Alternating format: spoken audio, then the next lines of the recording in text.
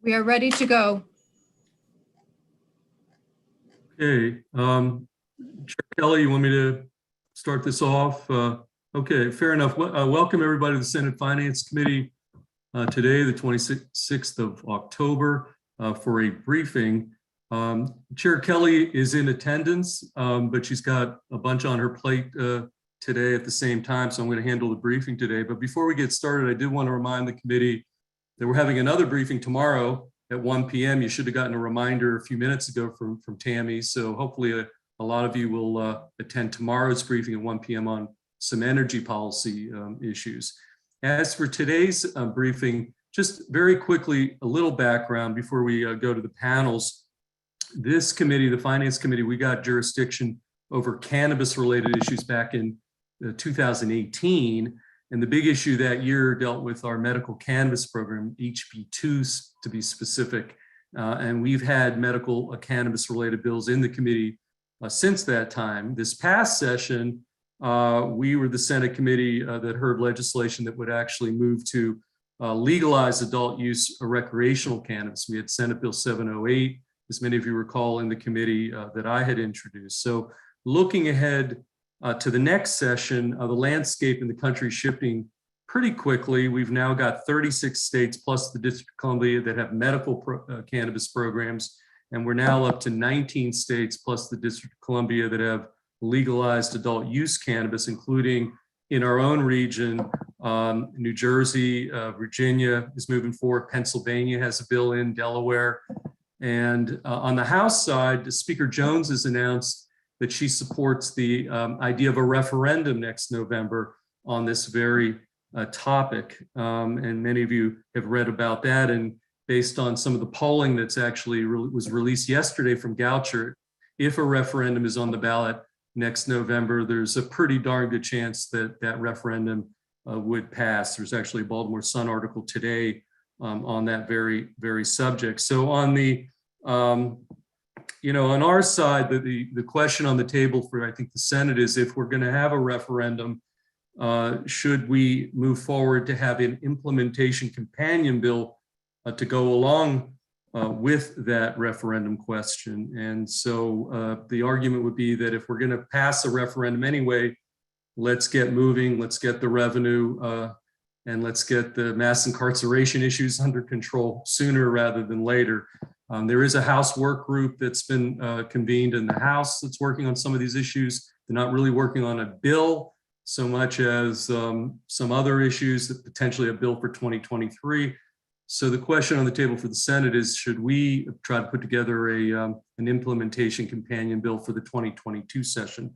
So with all that said, the briefing today seemed timely and appropriate to get a sense of some of the folks who would be regulating this industry, whether there's any planning going on at the present time for the possibility that adult use legalization will be happening, or for that matter, any other aspect of the subject that any of the panelists today would want to weigh in on. So again, with all that said, we're going to go to our first panel from the Maryland Medical Cannabis Commission. I see Executive Director Will Tilburg. I think that we've got Tiffany Randolph, the Vice Chair of the Commission, and Taylor Caskey, who's the Director of Policy and Government Affairs. So I think for our first panel, that Will Tilburg, I see you there.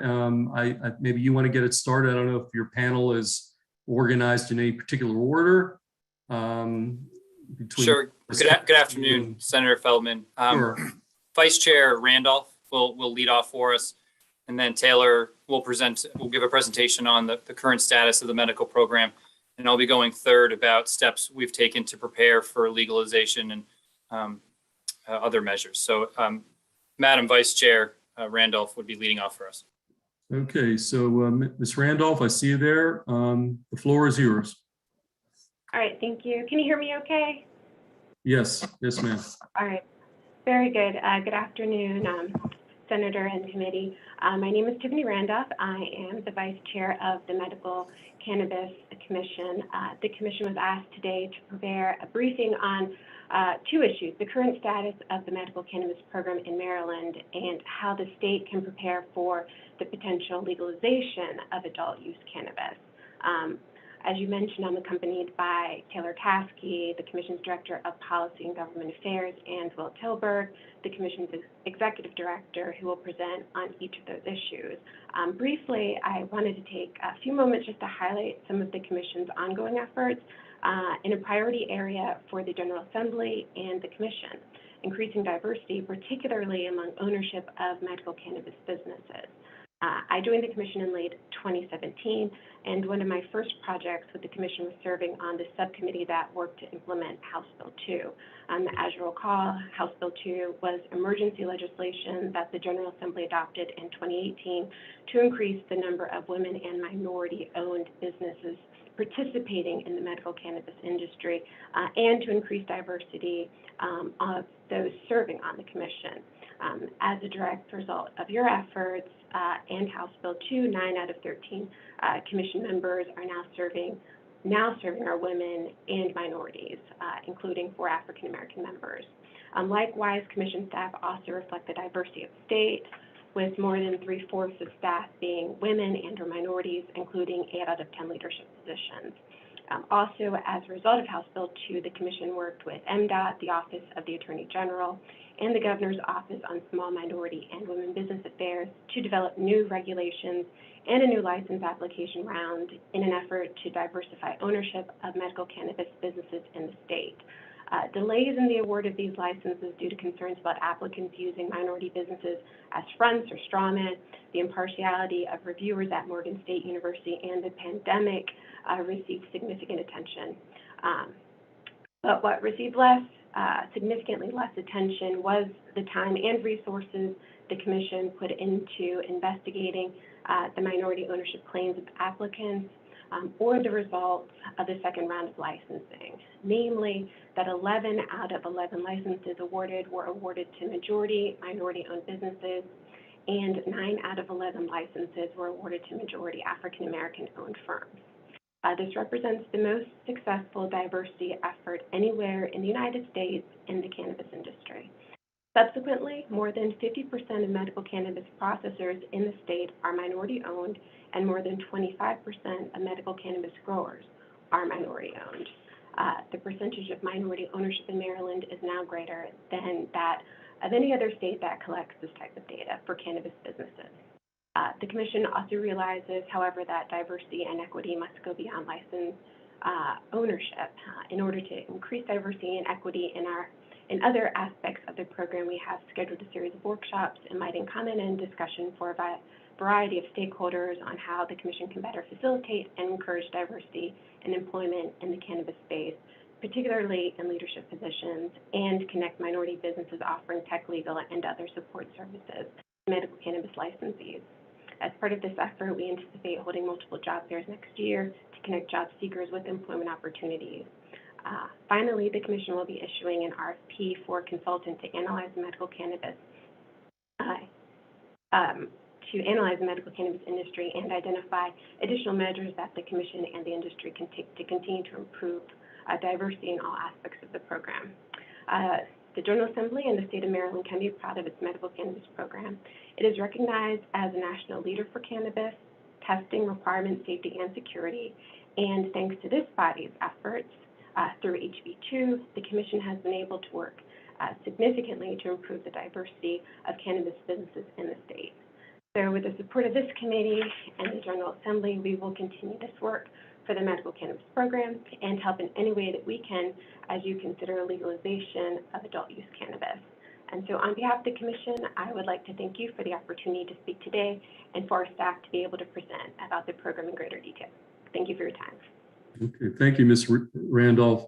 So for the committee, let's go through the whole panel from the Cannabis Commission, and then we'll open up to some Q&A from the committee. So Taylor Caskey, I see you're up next, and we'll unmute you, and then we'll. Okay, Tammy, somebody needs to unmute Taylor Caskey. There we go. Okay, thank you. Yeah. Okay, you've got the floor. Great. Thank you so much, Mr. Vice Chair and members of the committee. Very much appreciate your time today. I will give a hopefully brief overview of the current status of the medical cannabis program in Maryland, as well as providing a bit of background that I think will be helpful to just provide some context here. So with that, we can go to the next slide, please. Perfect. So the MMCC was initially established back in 2014. We operate as an independent commission within the Maryland Department of Health. So this means that while we do function relatively independently from the Department of Health, there are still certain support services that the commission receives from MDH. The mission of the commission is to provide a safe, effective, and consumer-friendly medical cannabis program for qualifying patients. Additionally, the MMCC is 100% specially funded. So this means that all of the funding for the commission's activities come directly from either licensing fees or registration fees, and none of the money for the commission comes from the general fund. And so to get kind of an idea of this, the licensing fees range anywhere from $40,000 to $120,000 annually, and these are the fees paid by our growers, processors, and dispensaries. Looking at the commission's budget in FY 2021, the budget was $10.9 million for the total operations of the program, and revenues for that same year, 2021, were around $12.8 million. I'll discuss this in more detail on the next slide, but some of the main programmatic functions of the MMCC include licensing and regulating medical cannabis businesses, registering patients and caregivers and certifying providers, enforcing and authorizing all relevant statutory and regulatory law, and engaging in some public education efforts. The commission itself is made up of 13 members, as Vice Chair Randolph mentioned in her introduction. These volunteer members serve 4-year terms and are responsible for all general programmatic decision-making. And so they must vote on any major decisions in a public meeting. And finally, though, commission members are supported by, at this point, almost 60 full-time staff members working across 7 departments. So looking more in depth at exactly what the MMCC does, as I mentioned, one of the main roles is to license and register medical cannabis businesses. So the total number of licenses that are available for growers, processors, and dispensaries is limited by law. There are currently 18 growers, 18 processors, and 95 dispensaries that are fully licensed and active in this state. And then there are an additional 3 growers and 8 processors who have been awarded a stage 1 pre-approval, but are not yet fully licensed and active. In addition to the licensees, MMCC also registers ancillary businesses. So these are businesses that provide support services to the medical cannabis licensees.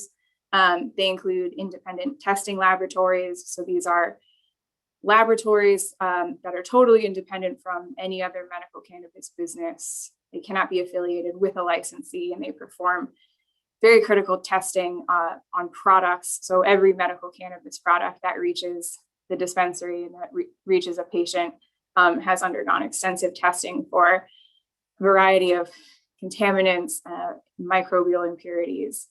Other ancillary businesses include security guard companies, waste disposal companies, and secure transport companies. And so there are currently just about right over 50 ancillary businesses registered with the MMCC, again, to provide these support services. And there is no limit as to the number of these businesses that can be registered with MMCC. Another main programmatic function is conducting inspections, both announced and unannounced, of licensees and laboratories.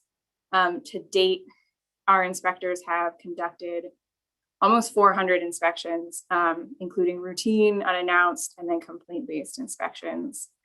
MMCC also, in the event of a violation, participates in the administrative hearing process and levies penalties against licensees as needed. One of the most important things that MMC does is to oversee the patient and caregiver registry. And so I'll talk a bit more about this in a minute, but a huge part of that includes reviewing every single patient application that comes through and troubleshooting any patient registration or access issues or needs. And to really effectuate that, the MMCC operates an internal call center on site in our offices, and they receive anywhere from 200 to 250 calls per day. And then finally, another main programmatic function is promulgating and implementing all programmatic regulations as needed. So next slide, please. Very quickly going over the patient registration process here. In order to register as a patient with the MMCC, everyone must complete a two-step process. So the first step is to complete the online registration form, which is available on MMCC's website. As I mentioned, every single one of these applications gets reviewed and either approved or denied by an MMCC staff member. If approved by the MMCC, then the patient must receive a certification from a registered certifying provider that the patient has met one of the qualifying conditions in order to obtain medical cannabis. Looking at the certifying providers, there are currently just over 2,000, so about 2,100 registered certifying providers, and they're located all around the state, just to ensure patients everywhere have full access to these providers. We also register caregivers, and so these are folks who can register with MMCC to assist a patient in administering or obtaining medical cannabis, and there are currently 1,300 caregivers registered with the state. Go to the next slide, please. So looking in more detail at the number of patients currently registered, as of today, this number is actually closer to 150,000 registered patients. And you can see that the number has increased pretty substantially year over year since the inception of the program, or rather since medical cannabis sales first began in December of 2017. We're starting to see patient applications slow down a bit, and this is something that is pretty natural and expected and seen across other medical cannabis programs in other states. The general number of folks registering is anywhere from 1% to 2% of the total population who participates in a medical cannabis program. And so in Maryland, we are just about at 2.5% of the total population enrolled in this program. And so it's pretty natural to see a tapering off of the amount of folks registering with MMCC. Go to the next slide. So this slide shows dispensary sales by year, again, since the first sales began in December of 2017. As with our patient registration, you can see there are substantial increases since that time. We're on track for dispensary sales to hit about 570 million. And as you can see too, the increase in sales correlates pretty closely to the increase in the number of patients that are participating in the program. Next slide, please. So Vice Chair Randolph touched on this again in her introduction, so I won't get too in-depth reading over this slide here. And I know that Will is going to discuss some diversity and equity measures in more detail in his presentation next. But, oh, if you could, sorry, go back to that previous slide, thank you. Yeah, so just looking at this slide here, what these graphs are showing are minority ownership among each license category, comparing what it was in 2018 to what we see now in 2021.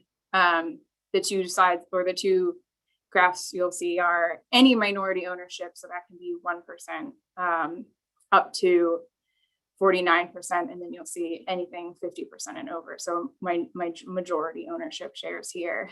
As Vice Chair Randolph mentioned, with the addition of the licenses awarded as a result of HB2 from 2018, Maryland was able to very substantially increase minority ownership in grower and processor license holders. We can go to the next slide, please. Thank you.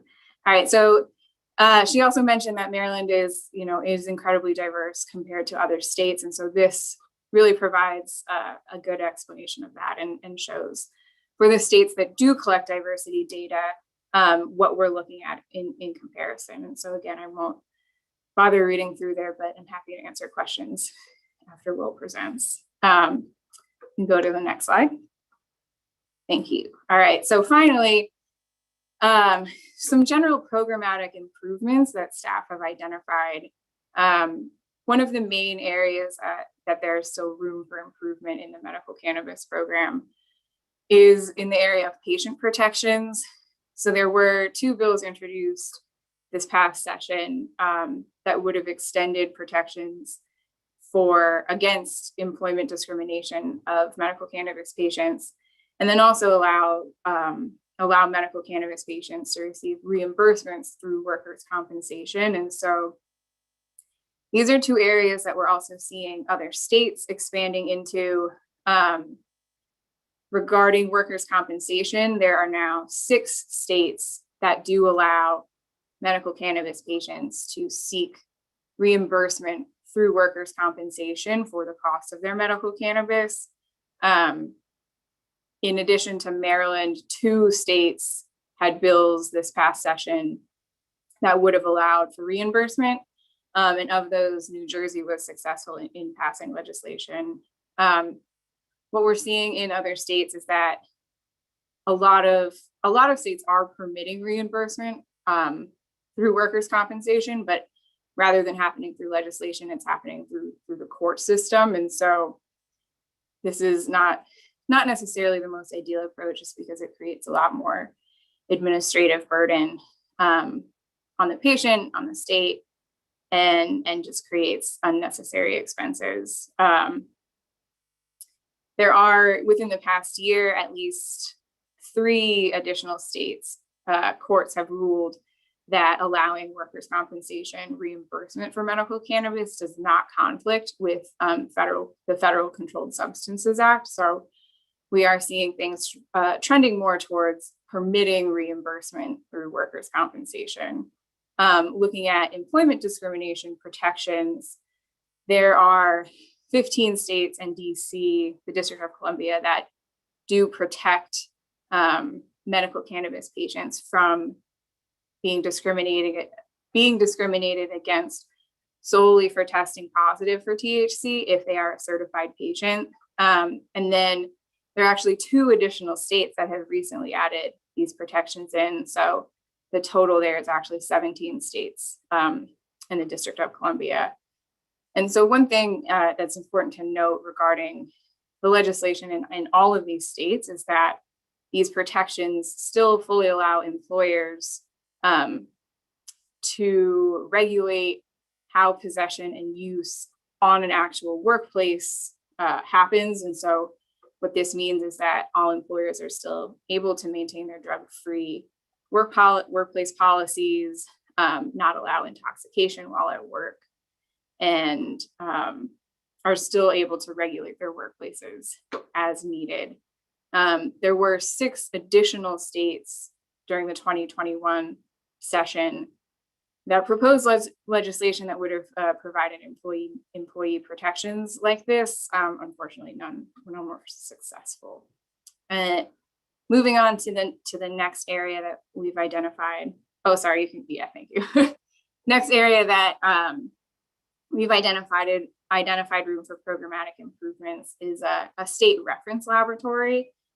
So what this would do, as I mentioned, currently all medical cannabis products undergo extensive laboratory testing for impurities and contaminants.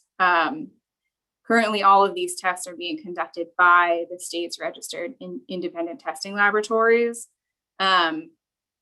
What a state reference laboratory would do is allow for this, the MMCC to actually perform confirmatory testing, which would just ensure the accuracy and even more promote safety of products. So again, right now, all of the tests are being conducted based on a very comprehensive document created by the MMCC that provides testing standards for laboratories to ensure that all tests are being conducted in the same manner for the same contaminants and the same levels. But allowing a state reference laboratory would really create the opportunity for the state to confirm that all of these tests are being done appropriately and that the results are accurate. And this is also incredibly important because one thing that the labs also test for is product potency. So all medical cannabis products are labeled with their potency as determined by a lab. And so again, would create the opportunity for MMCC to conduct in-house testing to ensure that all of the labels are accurate and that the products are as safe as can be. And finally, one area that has been identified generally in relation to cannabis, in particular regarding legalization, is the need for improved research. So will provide more of an overview of the health and safety outcomes associated with legalization in his presentation. But one of the main issues that comes up again and again when discussing the actual outcomes of legalization is that there just isn't very good long-term baseline data regarding pre and post legalization outcomes. And so it makes it difficult to establish any causal links between health and safety outcomes and legalization. And so this could be addressed, at least in some part, by improving data collection overall, but particularly pre-legalization, and would help to ensure that then consistent data is collected prior to legalization and then post-legalization. And so that would allow for actual comparative analysis to be performed, which again is one of the main issues now, is that the pre-legalization baseline data just in a lot of cases doesn't exist, and it's not consistent with what's collected post-legalization, making it almost impossible to draw any sort of actual causal conclusions. Go to the final slide. That is all that I have. Thank you all again for having us here today. And again, happy to take any questions after Will gives his presentation. Well, thank you, Ms. Caskey. That was actually very, very well done, very thorough, very informative. Okay, so we're going to hold off questions till we get through Mr. Tilburg for this panel. Will, you play cleanup here for the commission panel. It's all yours. All right. Thank you, Chair Kelly, Vice Chair Feldman. Again, Will Tilburg, Executive Director for the Maryland Medical Cannabis Commission. We are acutely aware at the Commission of the significant interest related to adult use cannabis legalization that is among membership of the General Assembly, reflected in the general public by the Goucher poll that Senator Feldman referenced, and other stakeholders, but also that accompanying that interest are questions and concerns about the benefits and the drawbacks potentially associated with legalization. So with that in mind, we were asked to present, for my portion, 3 separate pieces. First, the steps we've taken at MMCC to prepare for potential legalization of adult use cannabis. Second, for the potential benefits and drawbacks, and that's what you see here presented on the slide, related to health, safety, criminal justice, and economics. And then what it looks like to actually regulate, to implement an adult use legalization program. So that is how I've broken up this presentation, and we can dive right in. Next slide, please. So first, what MMCC has done to prepare. Absent having a bill, certainly this body, the General Assembly, dictates if and when legalization happens, what it would look like. So short of that directive, what we've done here to prepare is is to do research and provide as much information as we can to you all and to other stakeholders on what this looks like in other jurisdictions and what it could look like here. So specifically, we researched the potential impact in Maryland by conducting, along with a third-party consulting firm, a comprehensive market analysis of medical and adult use cannabis. So it was, if adult use cannabis is legalized in this state, what is the impact on tax revenue, on jobs, on other economic metrics, and then separately conducted an analysis of potential public health and safety impacts of adult use legislation. So some of what I'm discussing in the following slides is based on these analyses that we performed, both of which were done in 2020. The second major step we've taken to prepare is monitoring closely developments in other states. That means analyzing their statutes and regs as they come out, but also tracking how certain key issues, such as social equity measures, how they're implemented. What are the successes? What are the challenges that folks are facing in other jurisdictions? And related to that, we've become a founding member of what's known as the Cannabis Regulators Association.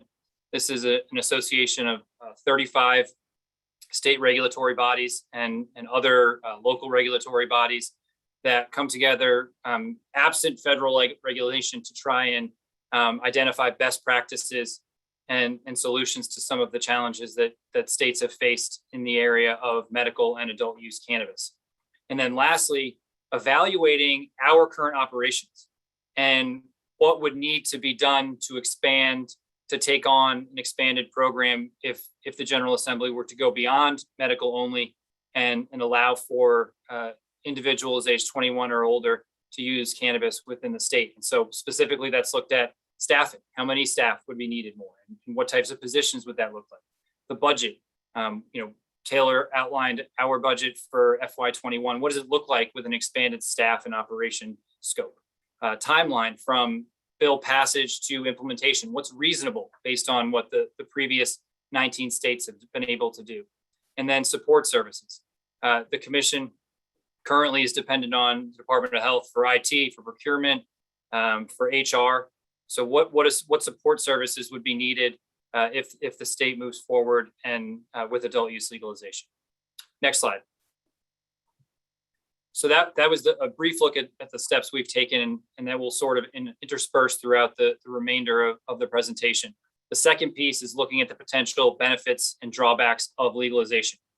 For those who may have tuned in last week, I think, to the House Legalization Work Group, they had a 2-hour meeting on health and safety impacts alone. So this is a lot, and I'm going to try and condense that down into about 5 minutes to look at criminal justice, to health and safety, as well as economic impacts.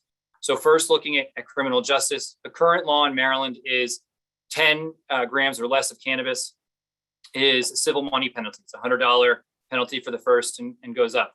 So there is a level of decriminalization. That first passed in 2014. You can see here on this slide that the number of arrests decreased, but were not eliminated. There's still, in 2019, the year with the most recent data, nearly 15,000 arrests for possession alone. Now, there are 30 states that have decriminalized marijuana possession. Of those, Maryland has the lowest amount of 10 grams. That is lower than states like Nebraska and Mississippi. The vast majority of states that have decriminalized, whether they've legalized adult use or not, have possession limits of 1 to 2 ounces. And so what you see in those jurisdictions is fewer arrests because individuals are allowed to have more in their possession. When we talk about adult use legalization, one of the key measures that generally is associated with those bills is shielding, record clearing, or expungement. That is, if we're going to make something now legal, taking care of those individuals who previously faced criminal penalties when it was not legal. And so all recent legislative proposals here in Maryland and in other states have provided some sort of record clearing of cannabis offenses. In the fiscal and policy note for Senator Feldman's bill last year, as well as Delegate Jazz Lewis's on the House side, there was an estimate of about 500,000 cases potentially eligible for expungement within Maryland. That was a very basic estimate, but based on what we've seen in a neighboring state in New Jersey in just the first 4 months since their law took effect, it may be pretty accurate. So on July 1st of this year, when New Jersey's law took effect, they began their expungement process there. From that day to this, more than 360,000 records have been expunged, and they anticipate another 150 to 200,000 could be possible. This body likely knows, but there are significant benefits to expungement. Number one, significantly lower recidivism rates. Two, higher employment rates, because you're not getting dinged with criminal history if an employer is doing a background check. And then also higher wages on average. This is across the board. So significant benefits associated with expungement. And when looking at automatic versus needing to file a petition, you can see dramatically different numbers. There's a large study that was done in 2020 on Michigan law, which required petition. And over a 5-year period, only 6.5% of those eligible actually petitioned for expungement, versus an automated record clearing process, which ideally is 100% of the eligible population, but certainly significantly greater than 6.5, as states like New Jersey show. Next slide, please. In terms of impact on crime, marijuana-related arrests significantly decreased. They are also not eliminated, because typically in states that have legalized adult use, there are still criminal penalties for intent to distribute or for large possession amounts. So you can see a state like Colorado went from 13,000 to 4,000. So a dramatic decrease in the number of arrests post-legalization. There are concerns about impacts on legalization in other areas of crime, particularly violent crime, across states that have adopted adult use legalization. It did not impact violent crime. And there are several states, Maine and Nevada included, where the state actually experienced significant decreases in violent crime. In terms of impaired driving, the number of traffic fatalities has remained flat across jurisdictions pre and post implementation. However, the number of DUIs for marijuana did increase significantly in many jurisdictions. Colorado is an example provided here, where it went from 6 to 8.7%. There are a couple of caveats there. One is that within Colorado, the number of drug recognition experts quadrupled. So there were a lot more police law enforcement that were able to identify if someone was impaired. And two, there were more tests that were done. So we haven't been able to determine whether there actually is a correlation between legalization and increases in impaired driving. But again, there are not increases in fatalities. Next slide, please.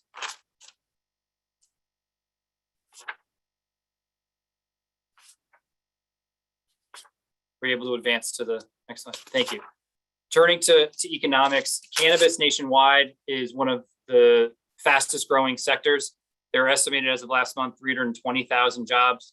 Here in Maryland, our program has 5,600 employees that work directly with growers, processors, and dispensaries. There are likely a couple thousand more that are related to support services. In terms of adult use estimates, what would it look like if the state were to adopt adult use legalization?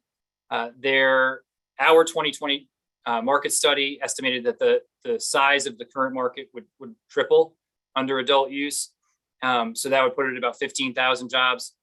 Similarly, Arizona and Massachusetts, which have gone from the medical only to adult use and are similarly are states with similar populations, their current number of cannabis jobs is about 15,000. So a reasonable estimate there is that in a very relative short term, the number of jobs in the cannabis space would triple.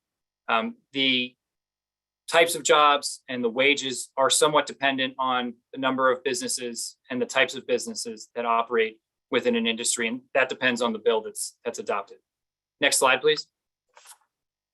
Turning to tax revenue, this was another central piece of our 2020 market study, and the analysis there was based on 15 or 20% tax rates. Some combination of excise and sales would bring in between 100 and 130 million. A lot of times, legislators and others hear about Colorado. You can see here on this slide, 360 million for the 2020 year. That's unlikely to be replicated in a state like Maryland for several reasons.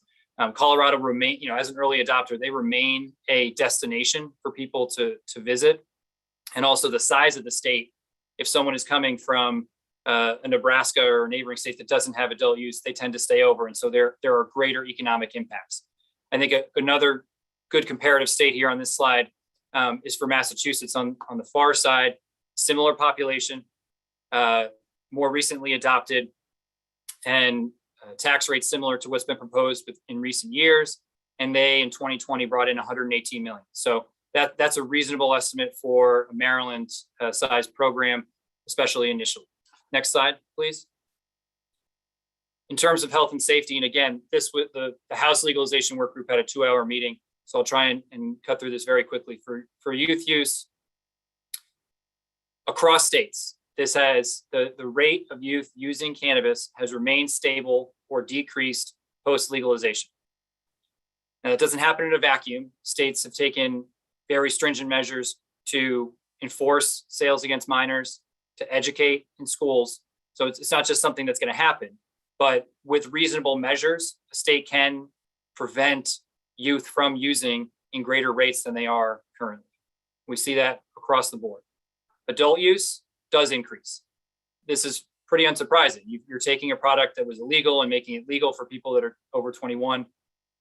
Greater number of individuals over 21 are going to use that product. What may be surprising is that most typically the largest growth is in individuals who are over the age of 65. The example there of Colorado is provided where that number tripled in the years post legalization. Cannabis use disorder, that is problem cannabis use. There's limited data at this point, but the data that do exist is relatively mixed. Some states have seen an increase, others have not. Next slide, please.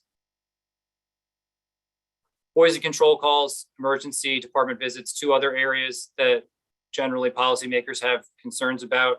To sum up what's occurred across states is typically an increase initially after legalization, and then it sort of flatlines after a year or 2. It's also important to put into context what these increases are compared to overall poison control and emergency department visits. If you look at Colorado, again, as an example, the number nearly doubled from before legalization to after. That was 127 to 223. So the rate of increase is very concerning. But when you compare the number of poison control calls, 223, to the number that the state received in that year in 82,000, it is a low percentage. So again, there are measures that states can take with education and product restrictions, but we do see increases, but not in total numbers to be that dramatic. So the bottom line here, and that's what's italicized in bold at the bottom, is this comes from one of the directors of NIDA who spoke to the House legalization work group, Dr. Susan Weiss. Data do not reflect major changes in use, heavy use, or cannabis use disorder as a result of passage of medical or adult use cannabis laws. So we're still learning. A lot of these programs are young. There's more we're going to get over the next 5, 10, or 15 years. But to date, there aren't major changes in these different health metrics that we've looked at. Next slide, please. So turning then to the last piece of my presentation, what does this look like in other states, adult use cannabis? How is it regulated? How is it implemented? What are some of the key considerations? So first, I'm going to look at the structure of the regulatory bodies, and then the structure of the industry themselves. Next slide, please. In terms of regulatory structure, the ways that states deviate are first and foremost, is it an agency, i.e. a Department of Health, or is it a border commission like we have here for the medical program? And you can see it's pretty evenly split. The second question, is it the same regulator for the medical and adult use programs? Currently across the 18 states that have implemented, 17 of them have combined regulation, 1 does not. And I can say that one that does not has adopted legislation to get rid of that model and actually consolidate the different boards or the different regulatory agencies. And the reasons for that are several, but 2 primary ones are the cost of regulating when you have 2 separate bodies doing substantively identical work. You're basically doubling the cost to the state. Secondly, where in most jurisdictions, it is a single license for medical and adult use, you're having a single business entity have to comply with 2 separate regulators and 2 separate sets of regulations, which becomes untenable, particularly for small businesses. The third question, is this a new agency or board, or is it an existing one. And we've seen again here a pretty even split. When it's a new entity, it tends to be a standalone cannabis board or commission, like we see in Massachusetts with their Cannabis Control Commission. When it's existing, that's what we see in the bottom right-hand corner here, and it's split across several different types of agencies, which makes sense. Revenue or tax, i.e. the comptroller's agency within a state, a licensing agency within a state, or a liquor control board. So those are the three most common that we would see, but there are different ways of getting at this across different states. Next slide, please. This is a busy slide, and so I'll try and just talk about how Maryland compares in these different areas. Taylor talked about total FTEs. We have about 58 right now. When you look at adult use states, the average is between 90 and 150 full-time employees. So there would need to be a significant increase in FTEs in order to handle the expanded work. And that's not just a greater number of licenses, there's expanded operations, particularly with having separate social equity offices or divisions, expanded laboratory chemist operations, and expanded licensing and enforcement operations. So a significant administrative increase, and it takes time to staff. And that's something that the legislators, policymakers would need to take into consideration when contemplating adult use. You can't just turn it on with a switch. There's a lot of moving parts in order to get something up and running. In terms of budget, Taylor referenced that ours MMCC last year was about 10 million. You can see how that compares to several of these states listed here, where they're twice as much or more. So it is a greater investment. And then where does that money come from? Most typically it comes from for the medical program here in special licensing fees. And this is an important consideration for you all, because if the intent of an adult use program is to have it fee-based, there are no fees for the first year or two. So how are you funding the significant build out in IT, in tax software, and all of these different operations if there is not money incoming? So there either needs to be special appropriation or other thought to how is this getting up and running, because there needs to be money from the beginning of implementation. Next slide, please. Industry structure.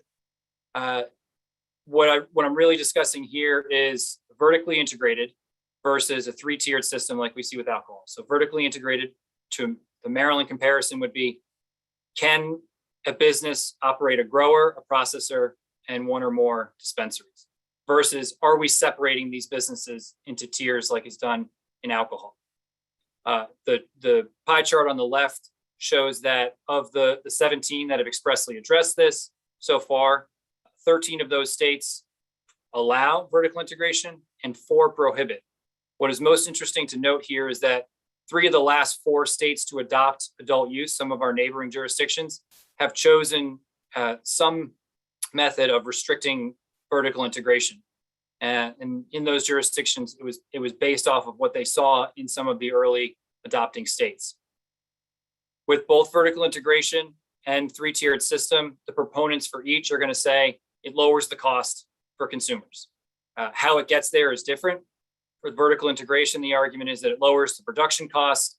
It's the same person up and down the line. We have lower costs. We can offer lower costs, and the product quality can be higher. For 3-tiered, it is that this fosters greater competition.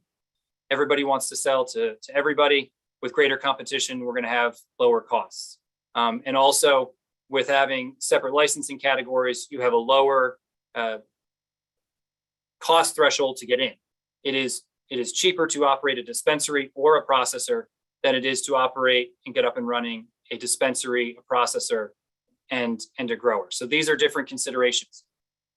What do we have in Maryland for the medical program? Vertical integration is allowed, but due to the restrictions on licenses, there are limits to how much that happens. So I'll explain what I mean there. About 3/4 of the growers in the state, remember growers are capped at 22, are vertically integrated, i.e. they have a grower, processor, and dispensaries. But that, on the flip side, that means about half of Maryland dispensaries are not associated with a grower and processor. So it's sort of an incomplete model where not everyone has the ability to do more than one function.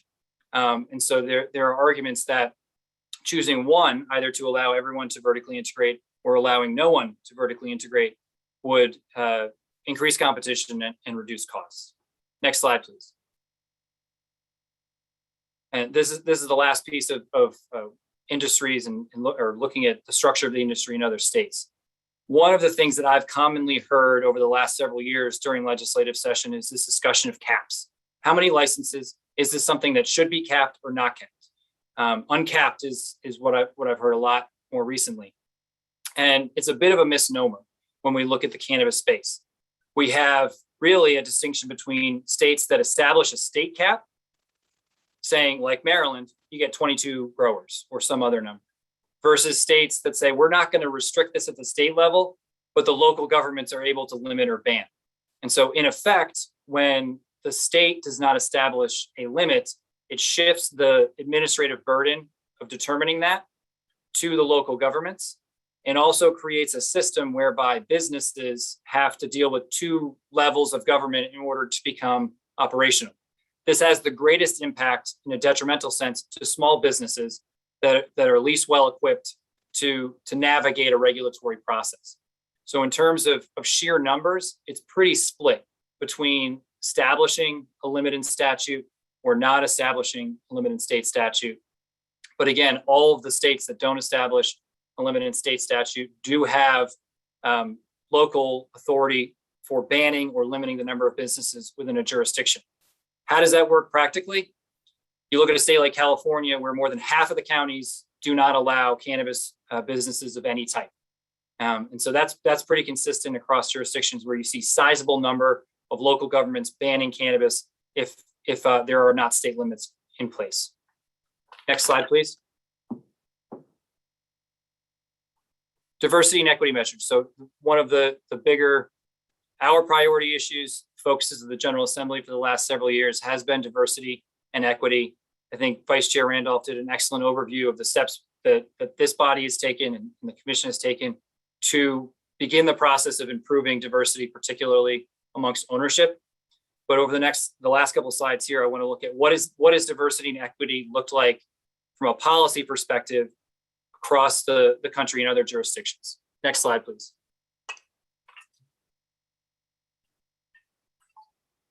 I've broken down the experiences in other states here into three categories: the early adopters, next wave, and social equity 2.0. The early adopters, these are primarily Western states that adopted through a ballot referendum, and there was very little in statute about how that program should operate, and certainly no focus or attention paid to social equity measures. So again, that's what we saw around Colorado and the Californians. The next wave are more Eastern states that saw the efforts initially and sought a more regulated adult use industry, and also wanted to put a focus on social equity, on ensuring that those communities and individuals who had been most disproportionately impacted by the criminalization of cannabis were also the communities, individuals who were benefiting. This next group, that next wave, faced significant issues with implementation. It was lawsuits, lack of initial funding and staffing for the regulator, but it took the social equity measures a while to get off the ground. In states like Massachusetts, they're only now just reaping the rewards of those initial legislative investments. And then the third group, which I've termed social equity 2.0, is a lot of our neighboring states at this juncture. It's Virginia, New York, New Jersey, Connecticut, the ones that adopted over the last year. The equity and diversity were central focuses of their legislation. Again, legislatively driven initiatives. And the focus has been on learning from earlier states. And in learning from earlier states, they focused on micro businesses, on new licensing categories, on business loans and grants, on community reinvestment. The only problem is they're largely not implemented at this point. So it appears to be a lot of good ideas that we hope are successful, but don't necessarily provide a blueprint at this point because they're not operational. Next slide, please. So specifically, what are the social equity measures that have been adopted across states and really across those last 5 jurisdictions that I listed? It breaks into 3 categories: licensing, business support, and community reinvestment. In terms of licensing, there's priority review. So we define what a social equity applicant is or a disadvantaged applicant, and we put them to the front of the line in terms of reviewing applications. You see that in states that don't have any state restrictions on the number of businesses. On the other side, for states where there are restrictions on the number of businesses that can operate, there's a scoring preference, a certain amount of points that are awarded to businesses based on them qualifying on certain metrics as an equity applicant. That's what MMCC used in its 2019 application, which was discussed by Vice Chair Randolph earlier. It was additional points for certain qualifying disadvantaged businesses. 3, special licensing categories. This means only equity applicants can apply for a delivery license, we'll say. Often these special licensing categories are time limited. 4th, additional licensing categories. So going beyond growers, processors, dispensaries, but having testing labs, having micro grows and other sorts of micro businesses that would encourage and foster small businesses to be successful within these programs. And then the last piece here under licensing, establishing equity licensing goals. And this is something that we've seen most recently with New York, New Jersey, and Connecticut. Having their state legislators say clearly, the goal for this program is 50% of our businesses are equity businesses. So to the regulator, being very clear, this is the definition for what an equity applicant is, and this is what we're setting for a goal as for their participation rates. So there can be no miscommunications as to the expectations for what this industry looks like. Looking in the second category, business support. This is, there are very successful medical cannabis businesses in these states with deep pockets.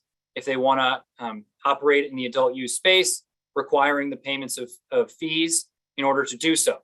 These fees then go to subsidize small businesses, minority businesses within the adult use program. Creating joint ventures. So that's saying if you're a non-equity business, you can have a reduced fee in order to operate in the adult use space if you enter into a joint venture with a minority or an equity business. In addition, waiving fees. So this can be the application fees, the annual fees, which we heard earlier can be quite sizable. And then finally, adopting an independent equity office. So this is a separate part of the state that's specifically focused, or a separate part of the administration of an adult use program that's specifically focused on social equity, on drafting those regulations, on administering the program, on making recommendations, and monitoring the progress. It's critical that you have experts in equity overseeing that part of the process. And last, community reinvestment. So this is how do you use tax dollars? Benefiting small businesses, minority businesses, but outside of the cannabis space as well, within some of these communities that were disproportionately impacted by the war on drugs. So it can be benefiting other small businesses within, not just cannabis businesses, within a jurisdiction. Next slide, please. The question of transferability. And this is a growing one of importance within the cannabis regulator space. There's a lot of time, a lot of money, and a lot of effort going into creating social equity programs, creating successful social equity businesses. So what happens after a licensing round is successful and that business becomes up and running? Are they able to sell to anybody? What's the state's goal there? And so this is something, again, where a legislation being specific with its intent would be helpful, because what we see in other jurisdictions is there are no restrictions. Those licenses quickly flip to larger corporations, and so that helps that individual business a lot. They've now created potentially generational wealth. But on the flip side, the state has invested a lot of time, energy, and money into awarding to certain businesses, and then they're not the ones that are necessarily operating long-term. So this is something that there needs to be consideration given to what would be your all's goal in creating these certain equity provisions. And so you can have no restrictions, time limited restrictions, requiring payments of penalties in order to transfer to anybody, or requiring that the transferor meet certain equity conditions themselves. Next slide, please. You all have been very patient, and I appreciate that. We're on the last two. First, broadly lessons learned from other states, and then second, lessons learned specific to equity. Speaking broadly, prioritizing decriminalization, automatic expungement, and other criminal justice measures. These are things that can go into effect immediately, that don't take a year or two to implement and adopt, and they can have immediate impact. Talked about on wages, on recidivism, on these other economic metrics. They have, from day one, can have a great impact on a lot of Marylanders. 2, establishing clear licensing goals and requirements for the regulatory body. And going along with that, establishing a clearly defined and legally defensible definition of what a social equity or disadvantaged applicant is. Next, adequately funding and prioritizing prevention. Adult use legalization can have deleterious effects. So putting as much time, effort, energy into prevention and education as possible. And that also includes strict penalties for things like sales to minors and robust sales to minors compliance efforts. Expressly dealing with local governments, making sure that it is clear what the role of local government, counties and municipalities is before a program is implemented. And what Taylor touched on at length is data collection and the need for more better data. Next slide, please. So this is the last slide. What I term for social equity, I think states are getting better in this and have had some very good ideas. We'll see over the next year or two the implementation of them and the effect. The recommendation would be what's termed here the kitchen sink approach. So across the licensing, business support, community reinvestment, try it all.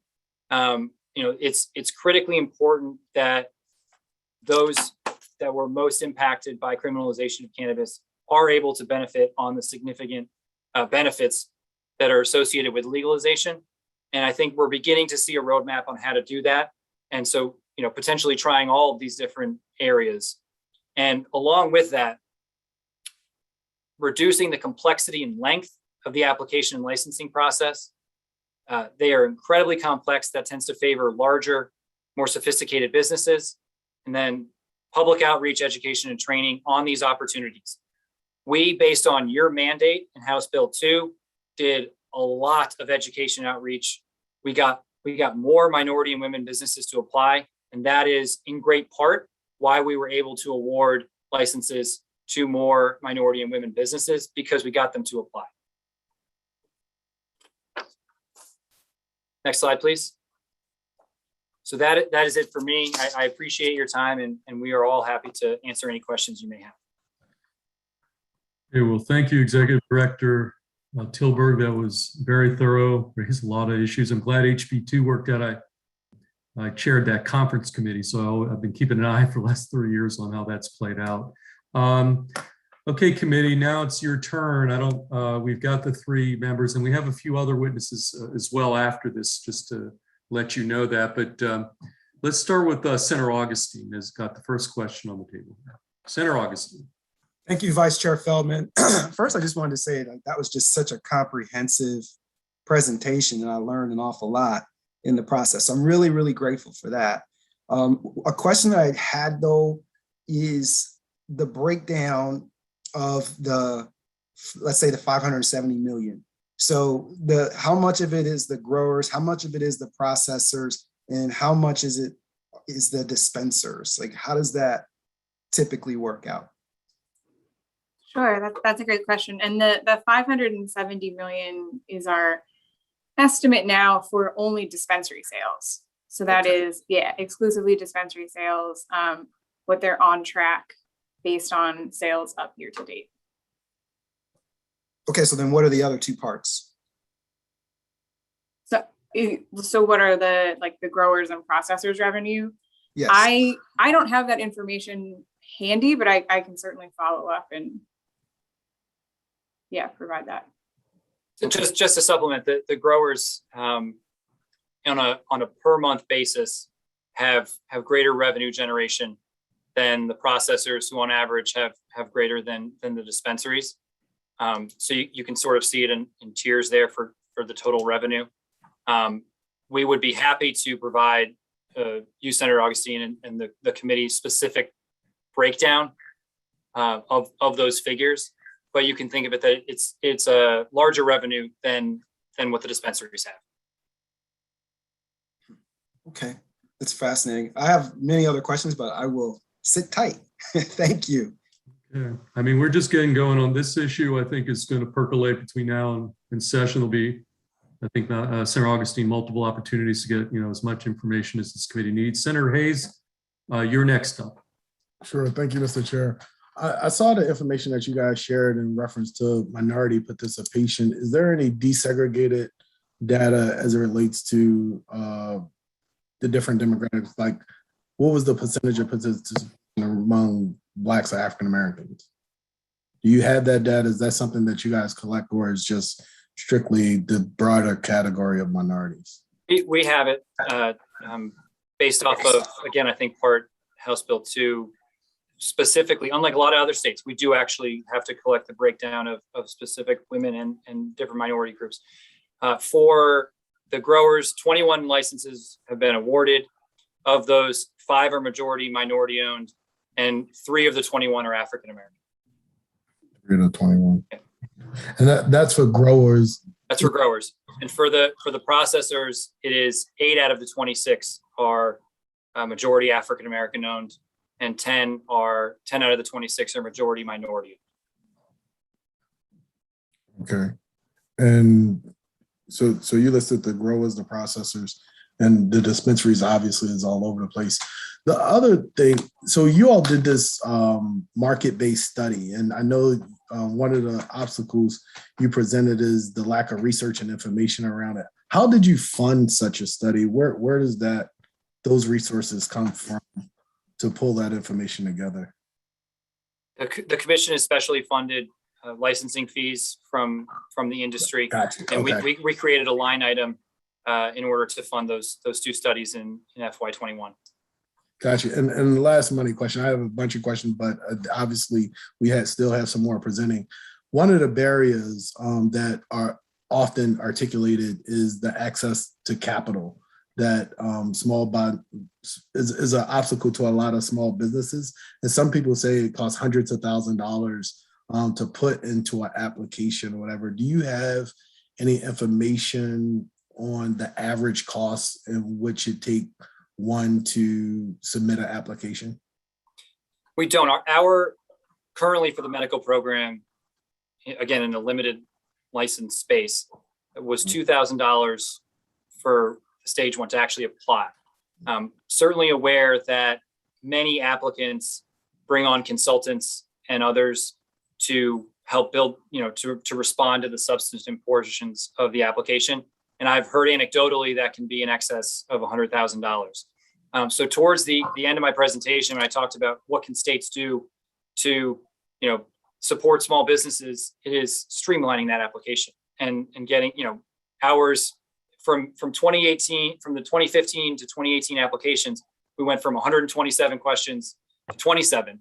So streamlined it, but there was still a lot of sophisticated, business history, business plan, production controls. So I think additional streamlining of the application itself could further benefits, particularly small businesses. Excellent. Thank you, Mr. Vice. Okay, we've got Senator Kramer. Thank you, Mr. Chair. Yeah, just a couple of quick questions, and we may not have the answers at the moment, but hopefully we'll be digging a little deeper as we move forward, getting closer to session. But has there been any look at, and this relates to an ongoing issue we have with tobacco industry, targeting our low-income minority communities for sale of their product? Is there anything that has been done to look at this industry, knowing clearly there's big money to be made, targeting low income or minority communities. And let me just, a couple of other ones, and please share with me if you're familiar. And by the way, thank you for the presentation. It really was very helpful. The issue of secondhand exposure, has that been explored? Do we know whether there have been concerns raised about that? Again, I know there's significant concern that I hear about, particularly in my district, about secondhand tobacco, people in multi-unit dwellings who have the secondhand smoke filtering into their spaces. We know that cannabis has a very pungent odor to it. How does that, or has that been looked at or addressed as to the best of your knowledge in other states? And then I guess finally, going back to the impaired driving piece, I note that there was not an increase, or that we're aware of, in fatalities. Are we at all familiar whether there is an increase in traffic accidents, not necessarily fatalities, but an increase in accidents? So those are just three quick questions I have that I did not pick up in the presentation. Sure, thank you. Very critical questions for anybody deliberating adult use. Starting with the advertising and the targeting of children. Prior to my time in cannabis, I worked in tobacco control. And what you see across states is the advertising measures implemented for cannabis take off from the tobacco measures that took 40 plus years to implement. And so there hasn't, while there's not a ton of research on the advertising of businesses and whether they're specifically targeting youth, the types of advertising restrictions that exist from day one are such that the opportunities to do so are significantly limited. In terms of, and I appreciate that. And yes, that's an important piece, targeting youth. But my question at this moment, what about targeting minority and low income communities, which has been a concern with the tobacco industry? I'm not aware of any specific research on that. All the most probably related research that I'm aware of on that is when you have the larger the number of dispensaries in a community, the more likely it is that individuals will purchase cannabis and use it within that community. So there is a correlation between number of retail outlets and use. And so, but nothing specific to minorities. I'm sorry, I don't have that at this time, but we can certainly look to see if there's anything on in that area. In terms of secondhand smoke, there is good data that using cannabis, particularly combustible cannabis, does have long-term health effects. That should not be surprising. It's lighting something and inhaling into your lungs, similar to tobacco. To my knowledge, there hasn't been as much research done with secondhand smoke, but again, we'll go back and take a look and share anything we can with you and with the committee. And in terms of impaired driving, I do believe we have data from other states on potential increases in traffic accidents. I don't have those figures in front of me, so I would ask to follow up with you separately. Thank you very much. Okay, any additional questions from the committee before we go to the next panel? I did have one. Okay, Chair Kelly, did you have a question? You're unmute yourself, Chair Kelly. Yeah. There you go. Okay. Thank you. I appreciated all of the presentations. They really were excellent. My question is about the THC. Let's say mom drives the kid to school in the car and the mom's a user and she's well within her right to be, but the kid inhales some of it and later the school policeman or somebody picks up the kid for something they're doing and decide that he must be illegally using because of the trace amounts of THC. I understand that can hang around for weeks. What can you tell us about that or what is known from other states? Sure. Another excellent question. And there's a couple of ways you can go with the THC, because how do you test for roadside accidents or similar things? Are there tests for that? And then how long does it stay in the system? Particular to school age students, that what you presented of being around adults and testing positive or having it themselves certainly has been a concern in other jurisdictions. What I've seen is that in the handful of states looked at, that the number of suspensions or other disciplinary matters related to drug possession or use, or particularly to marijuana, has not gone up post. So it's not a direct metric to look at it, but there hasn't been changes in discipline post legalization. So that's indicating that more children are not getting their hands on it or using it or being around their parents and somehow inadvertently testing positive for it. In terms of roadside tests, a related issue, while not commercially available yet, there is significant work being done on swabs, cheek swabs, and looking at saliva for something that can look at impairment as opposed to just presence in the body. So hopefully the issue becomes moot here in the near term because there's a test that's commercially available. Thank you. I had one question before we go to the next panel. I guess this would be for Ms. Caskey. You mentioned the employment protections that have been enacted, and I think you referenced 17 states. I know one of the members of the committee has raised this issue with me, having to do with federal workers. That particular center has a large federal worker constituent base. So when we talk about protections for testing positive in the workplace, how does that play in a federal work environment with federal workers, or is it completely inapplicable because we're dealing with a federal presence and a federal agency? I just want to put that out there. This issue's come up with at least one of the senators on the committee. Sure, yeah, no, and that's an excellent question, and one that does come up very frequently when discussing medical cannabis use generally, but particularly when looking at these employment protections.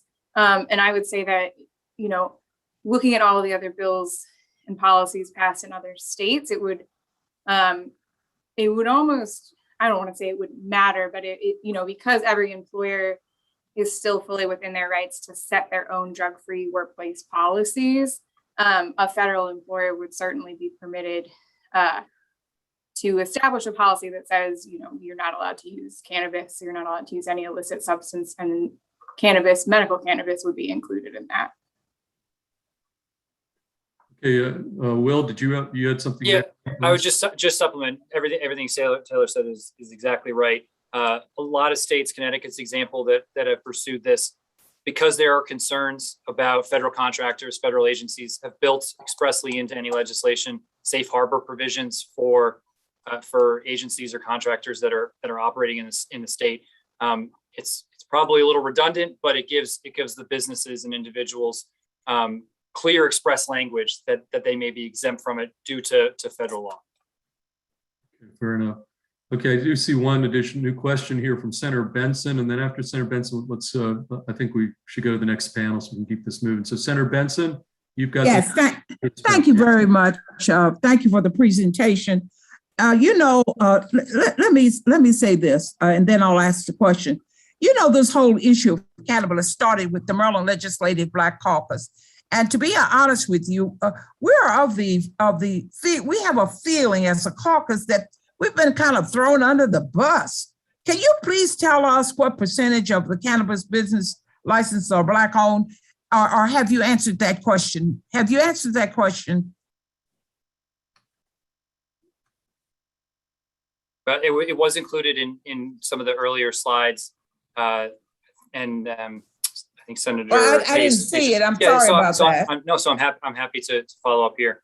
To the best of my recollection. So we have 21 licenses. We're not talking about minority, my friend. We're talking about Black owned. That's what we're talking about. So out of 21 grower licenses, 5 out of 21 are majority minority owned, and 3 out of 21 are majority African American owned.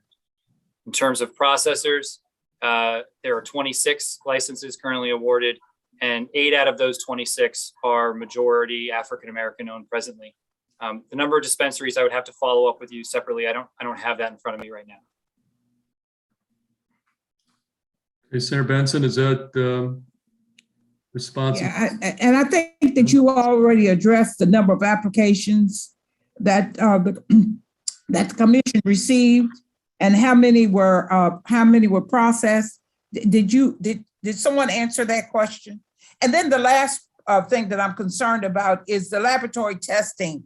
The research does not show what kind of impact or what the effect of cannabis have in the long run. Can you all provide any information on that? They're saying that they have no research that shows it, what the effect is on an individual who uses cannabis for a long term. There has been a growing body of research on the long-term effects of cannabis use. It depends in part on the method of administration. Are we talking about someone who is smoking or vaping the cannabis versus someone who may be using a tincture, a salve, or an edible cannabis product? I'm happy to follow up with specific data that the federal government has compiled, looking at all the studies over the last 40 years over the long-term effects, but particularly with combustion, that is the smoking of cannabis, there are connections with deleterious health effects like cancer and other things. And so we're happy to follow up with additional information on that. Thank you. Okay, thank you, Mr. Tilburg. Let's move on to the next panel, and thank you for the entire Medical Cannabis Commission panel. That, again, very thorough, very informative, and I'm sure we'll be back in touch as we move ahead here. So one of the issues that came up last session had to do with who would regulate if we move in this direction. We have a Medical Cannabis Commission, but should there be somebody else regulating if we move to adult use legalization? How would that work? And one of the entities that we did discuss and did come up was the Maryland Alcohol Tobacco Commission, which itself is a relatively new commission that was just created over the last year or two in the General Assembly. So we've got both the executive director, Jeff Kelly, and we've got the chairman of the Maryland Alcohol Tobacco Commission, Alan Silverstein, here. And again, it's arguably, if that became the regulatory entity, it might rename it the Alcohol Tobacco Cannabis Commission. But again, that did not happen, and it's something that we'll continue to discuss. So I don't know, between the two of you, who wanted to go first, Mr. Silverstein, Mr. Kelly? I'll let Mr. Kelly go first. Okay, Jeff, good to see you. Good to see you, sir. Yeah, Jeff Kelly.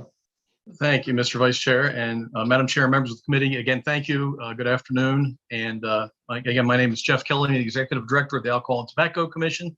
And I'm really going to discuss how we regulate tobacco and how we regulate alcohol. And maybe at the very end, talk a little bit about some of the ways that we regulate that might migrate to cannabis, if that's the direction you want to head in. We do have obviously a lot of experience in regulating what could be somewhat dangerous commodity type products. If it's not done properly, we think we have a pretty good track record. So I'll just quickly go through a little bit of history of alcohol, how we got where we are, and tobacco, and then talk briefly about cannabis. Next slide, please. And we commonly refer to, and Will mentioned this in his very excellent presentation, the three-tiered system. For alcohol distribution and much of the tobacco distribution systems, we employ what's called the three-tiered system. Next slide, please. Before Prohibition, and I won't spend a lot of time there, but before Prohibition, it was a highly competitive market in the alcohol industry. It was largely driven by manufacturers, and Will also mentioned the vertical integrated system or model. That's predominantly what they had. You had breweries especially who were giants. And the idea of the brewery was to have essentially one tavern for every 200, 250 people or so that lived in any given area. They wanted a tavern in that area to serve them. And so what they would do is, if you had $100 as an interested business person and were willing to invest your $100, the brewers would help find real estate for you. They would fund all of your equipment. And the only thing you had to do was buy your product from them at a little bit of a premium markup, one, to pay for the product and their profit, and also to start reimbursing them for the equipment they gave you. Well, what happened, because there were so many of these taverns and bars on almost every street corner in the cities, is the bars, the pressure they had to pay back their loans, their help that they got from the manufacturers, required them to start doing things like offering free meals, allowing gambling, encouraging prostitution and drug usage in their establishments. All these things are things that we've come over the years to start to ban, quite frankly. But these were the problems that arise from the industries having so much influence in a vertical sense. Now, next slide, please.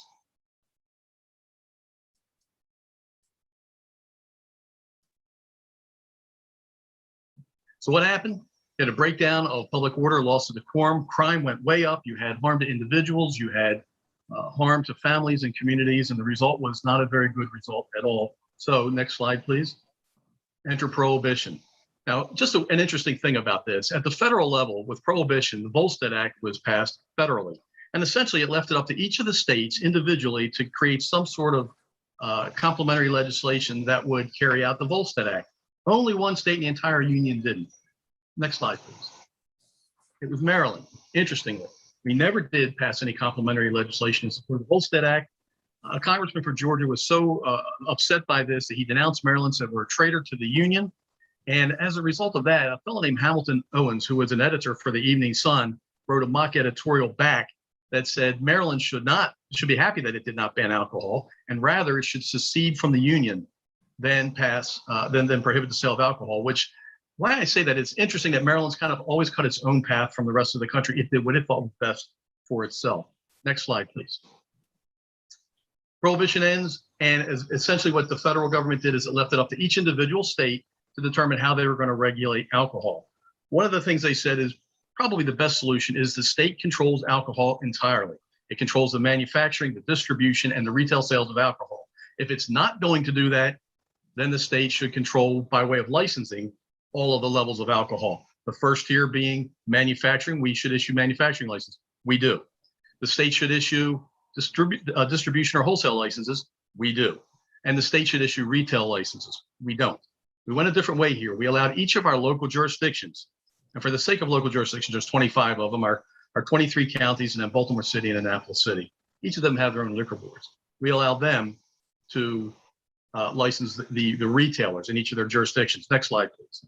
What that benefited, or what that allowed us to do, is it lets the local jurisdiction really determine what's best for it. And as a regulator who travels in all 25 jurisdictions, at times it's a little confusing, but it's also kind of interesting to see the little peculiarities or twists that each jurisdiction has established.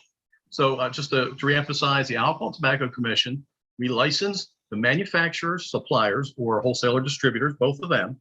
We license them, we regulate them entirely. In each of the 25 local jurisdictions, the boards of license commissioners issue licenses, and they regulate those local retailers.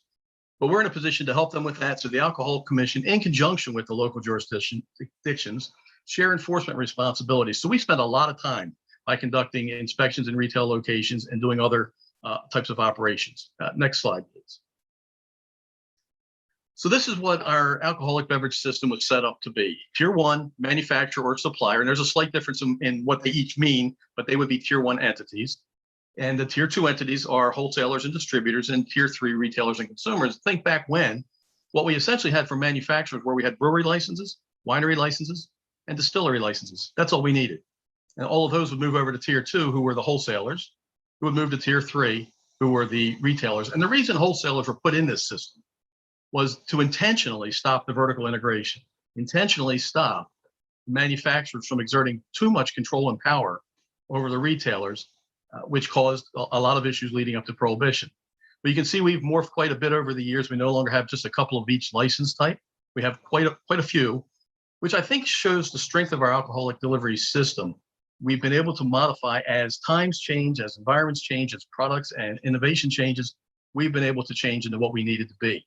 Next slide, please.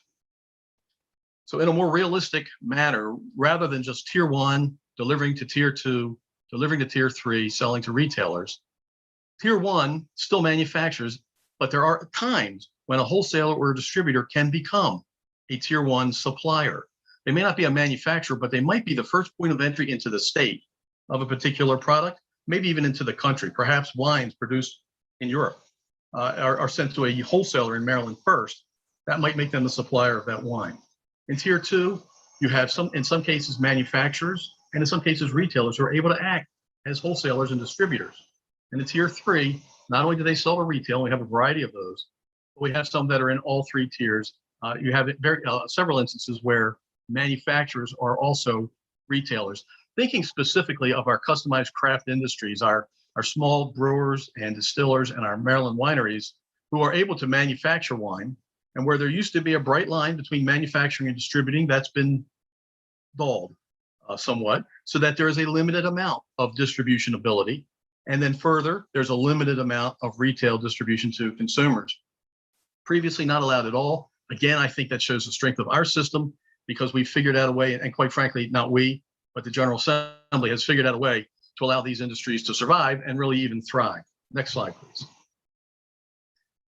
And this just gives you a sense that it's kind of complex. Even as good as I think our distribution, our alcohol regulation system is, it's not really easy all the time. As I mentioned, when you are responsible for regulating 25 jurisdictions, there's just a lot of moving parts. At the end, it's to get product to consumers. But because we have so many privileges, if you will, that cross the various tiers, there's a lot of ways for it to get there. And that's where we spend a lot of time making sure that we put all of the delivery, all of the product into our system so we can kind of be fairly certain of what's coming into the state and where it's going. Next slide, please. I'm not going to go into all of these. I just wanted to give you a sense of how we went about, if you will, modifying our system to accommodate innovation and growth. I mentioned earlier, we started off with just a very few types of licenses. We've now expanded that. You can go to the next slide, please. We've expanded that now to have a variety of licenses and permits. Next slide, please. And these are just the state issued permits and licenses. These don't even begin to touch the unique variations amongst the local jurisdictions. As you are well aware, much of the laws by way of topic each year that come before, bills rather, that come before the General Assembly are surrounding tobacco. And many times it's a local jurisdiction wanting to do something unique for a situation that they have, and frequently they get passed. So these are just the state level licenses and permits that we issue and specifically regulate. But then there are myriad local licenses and permits that also we're responsible for. Again, showing our ability to adapt. Next slide, please. You go one more. Again, one more, I'm sorry. This is just giving you the sense. There's a lot that we do. Just kind of fast forwarding now to tobacco laws and regulations, where alcohol is kind of, the law exists in the alcoholic beverages article. Tobacco exists in Title 16 of the Business Regs article, but it's interesting because we've broken it down into multiple varieties of type of tobacco. So next slide, please. Cigarettes first. Cigarettes are obviously a tobacco product. It's a very limitedly defined tobacco product. A cigarette is any bit of tobacco that's put together and secured or rolled into a cylindrical shape with something else that is not a tobacco product. So you have tobacco rolled by paper or some other devices, but it's not tobacco itself. That's the very minimal, that's the definition, very limited definition of what a cigarette is. And just so you know, cigarettes are not allowed to be sold in anything other than packages. As they are, people tend to, some businesses will tend to break these packages down. They take advantage of, quite frankly, of some people by breaking them down and selling an individual stick of a cigarette for 75 cents to $1. It's illegal. We do significant enforcement on that. They're required to be in packages. Next slide, please. So the cigarette distribution system in Maryland is very similar to the alcohol distribution. There are licensed wholesalers. There are licensed manufacturers who make the cigarettes. They sell them untaxed to our licensed wholesalers. Wholesalers have a big job for us. One of their big jobs is to collect the tax. That's where the taxation takes place. Every package of cigarettes sold in the state is supposed to have a Maryland stamp on it. And that's how we identify very quickly that the tax has been paid. They purchase those stamps in rolls of 60,000 to a roll from the comptroller. And you can imagine that's a pretty hefty fee. When it was $2, that's $120,000 per roll when it was a $2 stamp. Now it's $3.67, 75 cents each. It's a pretty significant purchase. And many of these wholesalers are purchasing multiple rolls a week. Their job is to sell the product to retailers if they want, or to sell it to sub-wholesalers who are just much smaller wholesalers. They're not stampers. And they, in turn, take the stamped, already taxed product and help distribute it to retailers. And of course, retailers sell it to. Next, please. This kind of just indicates how this works out. Again, manufacturers to wholesalers. Wholesalers can go to a retailer or sub-wholesaler, and then the consumer. Next. Then we have within the business regulations, 16 is cigarettes. 16.5 are other tobacco products, which Up until recently, other tobacco products were everything that's tobacco related that's not cigarettes, and it mostly still is. But it's cigars, it's snus, it's chew, it's anything they may inhale or sniff that's not necessarily that is not a cigarette and is not an electronic smoking device, which has now been partitioned out and has been defined or created into its own category. Unique within tobacco products are two other elements. One is pipe tobacco and the other premium cigars. They're both treated a little bit differently. Going back to other tobacco products for just a moment, they're manufactured by OTP, which is what it's called, OTP manufacturers. Then they're distributed to our OTP wholesalers. And then the OTP wholesalers have to distribute it to OTP retailers. We've created a couple different variations. We have OTP retailers, which think of stores like a convenience store, or a grocery store that may be able to sell any tobacco products. They're typically the ones that sell mass-produced, mass-marketed other tobacco products. Then you have specialty shops that sell predominantly tobacco-related items. If 70% of their tobacco-related items or higher are tobacco-related, they get a license called a tobacconist license. With the tobacconist license, the privilege to that or the benefit to that is they may purchase untaxed product from anybody. They can purchase from a wholesaler, they can purchase from an out-of-state entity, they can purchase it directly from a manufacturer if they want. They're responsible for paying the tax. OTP wholesalers are responsible for paying the OTP tax. Tobacconists may purchase untaxed product, but then they are required to pay the OTP tax on receipt. And what I'd like to say about this is this, previous to 2010, 2011, other tobacco products were not regulated almost at all. There was sweeping legislation that passed in 2010, took place in 2011, that regulated other tobacco products. There was a lot of work that went into it in advance. And I think the payoff is it gave us a very structured distribution system and then subsequently regulatory system that allows us to really very firmly control this.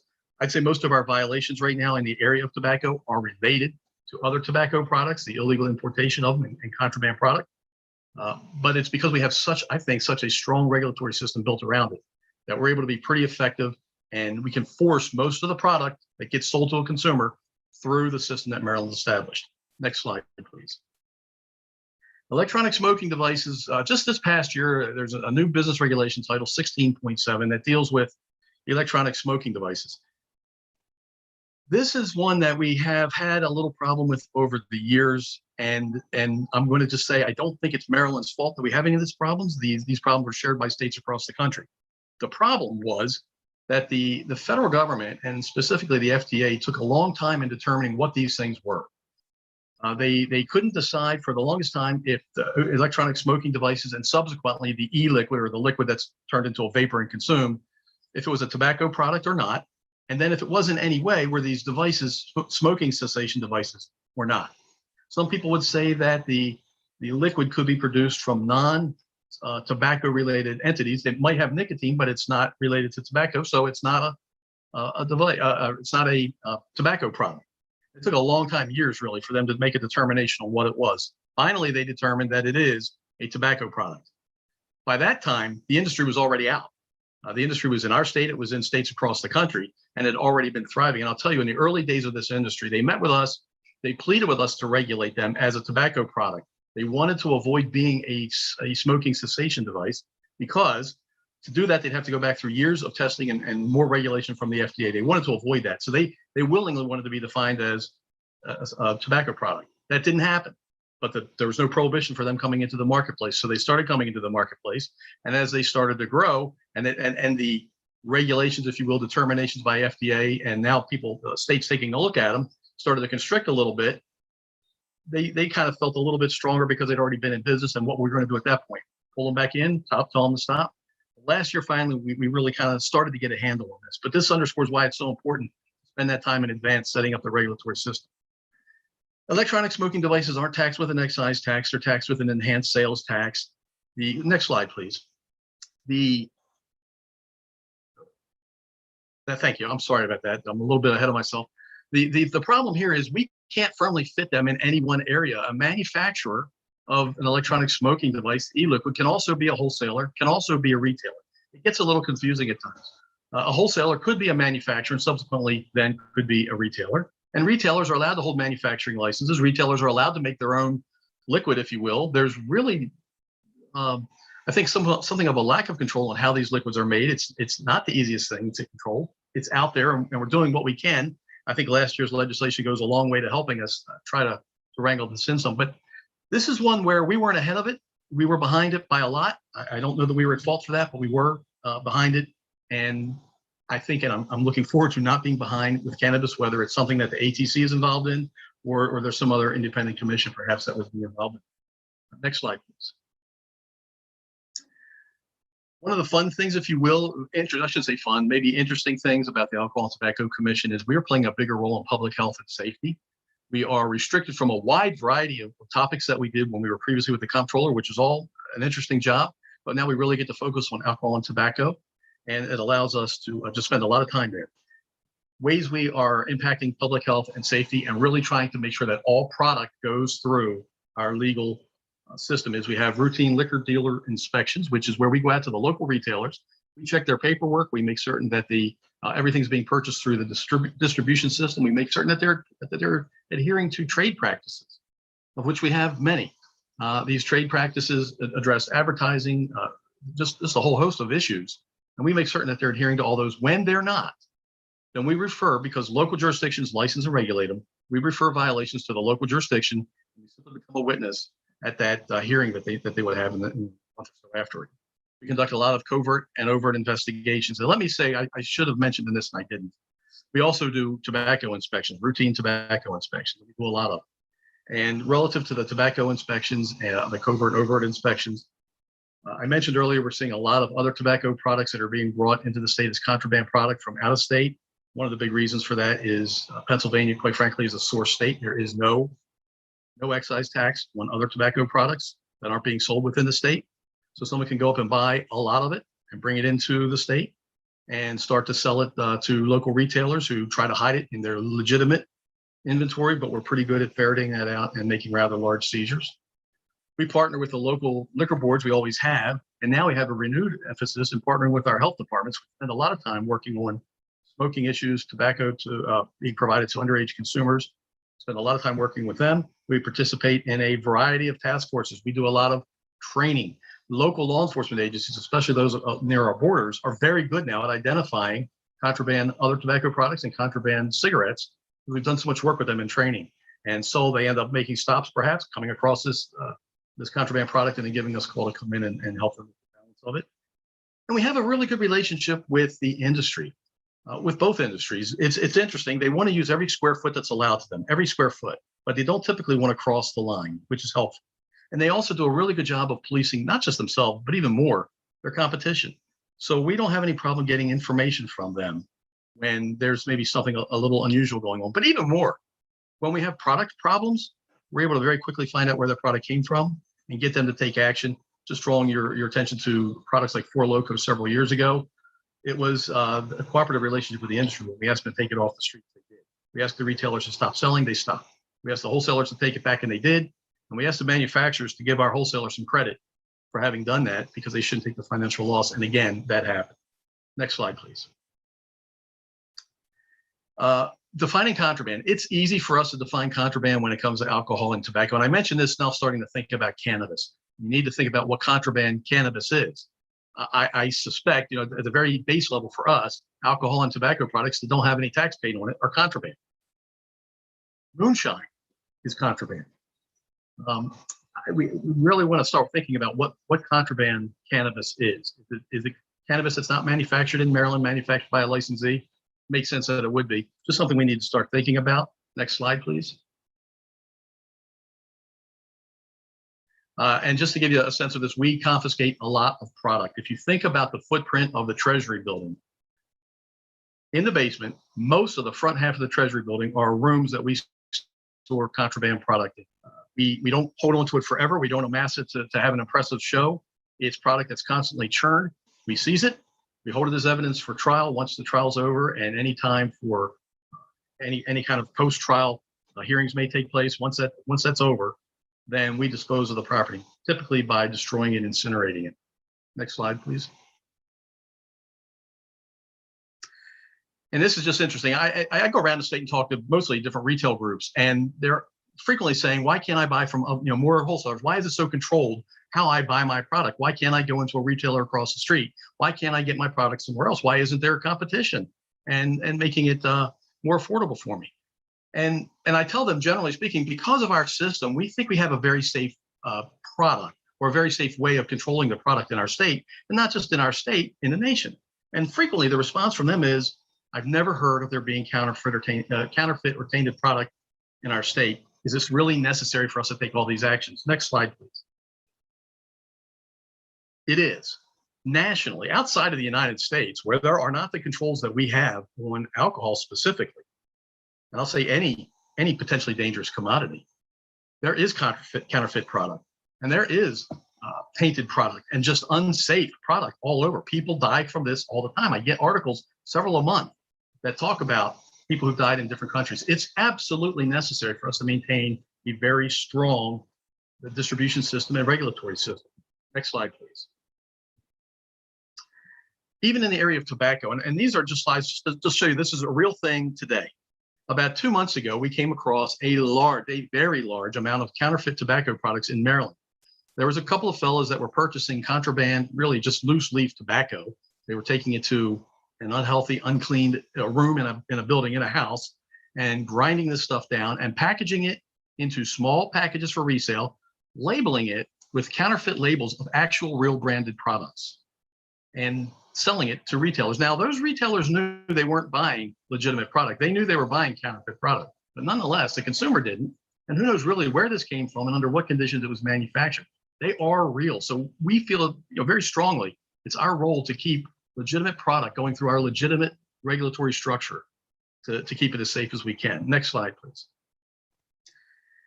And again, our specialty has not been cannabis necessarily, but it's really regulating products like a cannabis type product, and just things that we think need to be considered. And I really have to say I was in all of the presentation that the Medical Cannabis Commission just gave Will and his team. Very impressive, and I learned a lot from that as well.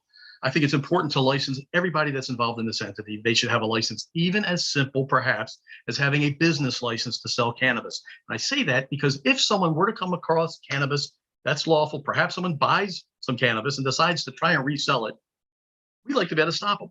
If they're trying to resell cannabis outside of the structure, outside of what you have allowed, then we would, if nothing else, like to be able to charge them with a very small selling without a license. That's all, just to force those sales back into the legitimate system that we think we can kind of protect. A lot of consideration needs to be given to tax collection. At what point does that take place? And while we're on that, if I might, having come from the comptroller's office very recently, and not speaking on behalf of the comptroller, but also having been involved in conversations about setting up our system for this, the comptroller's office, as you know, is currently undergoing a massive redesign and implementation of a new tax and licensing system. It's a multi-million dollar operation. We're a couple of years into it. It's still got a couple of years to go.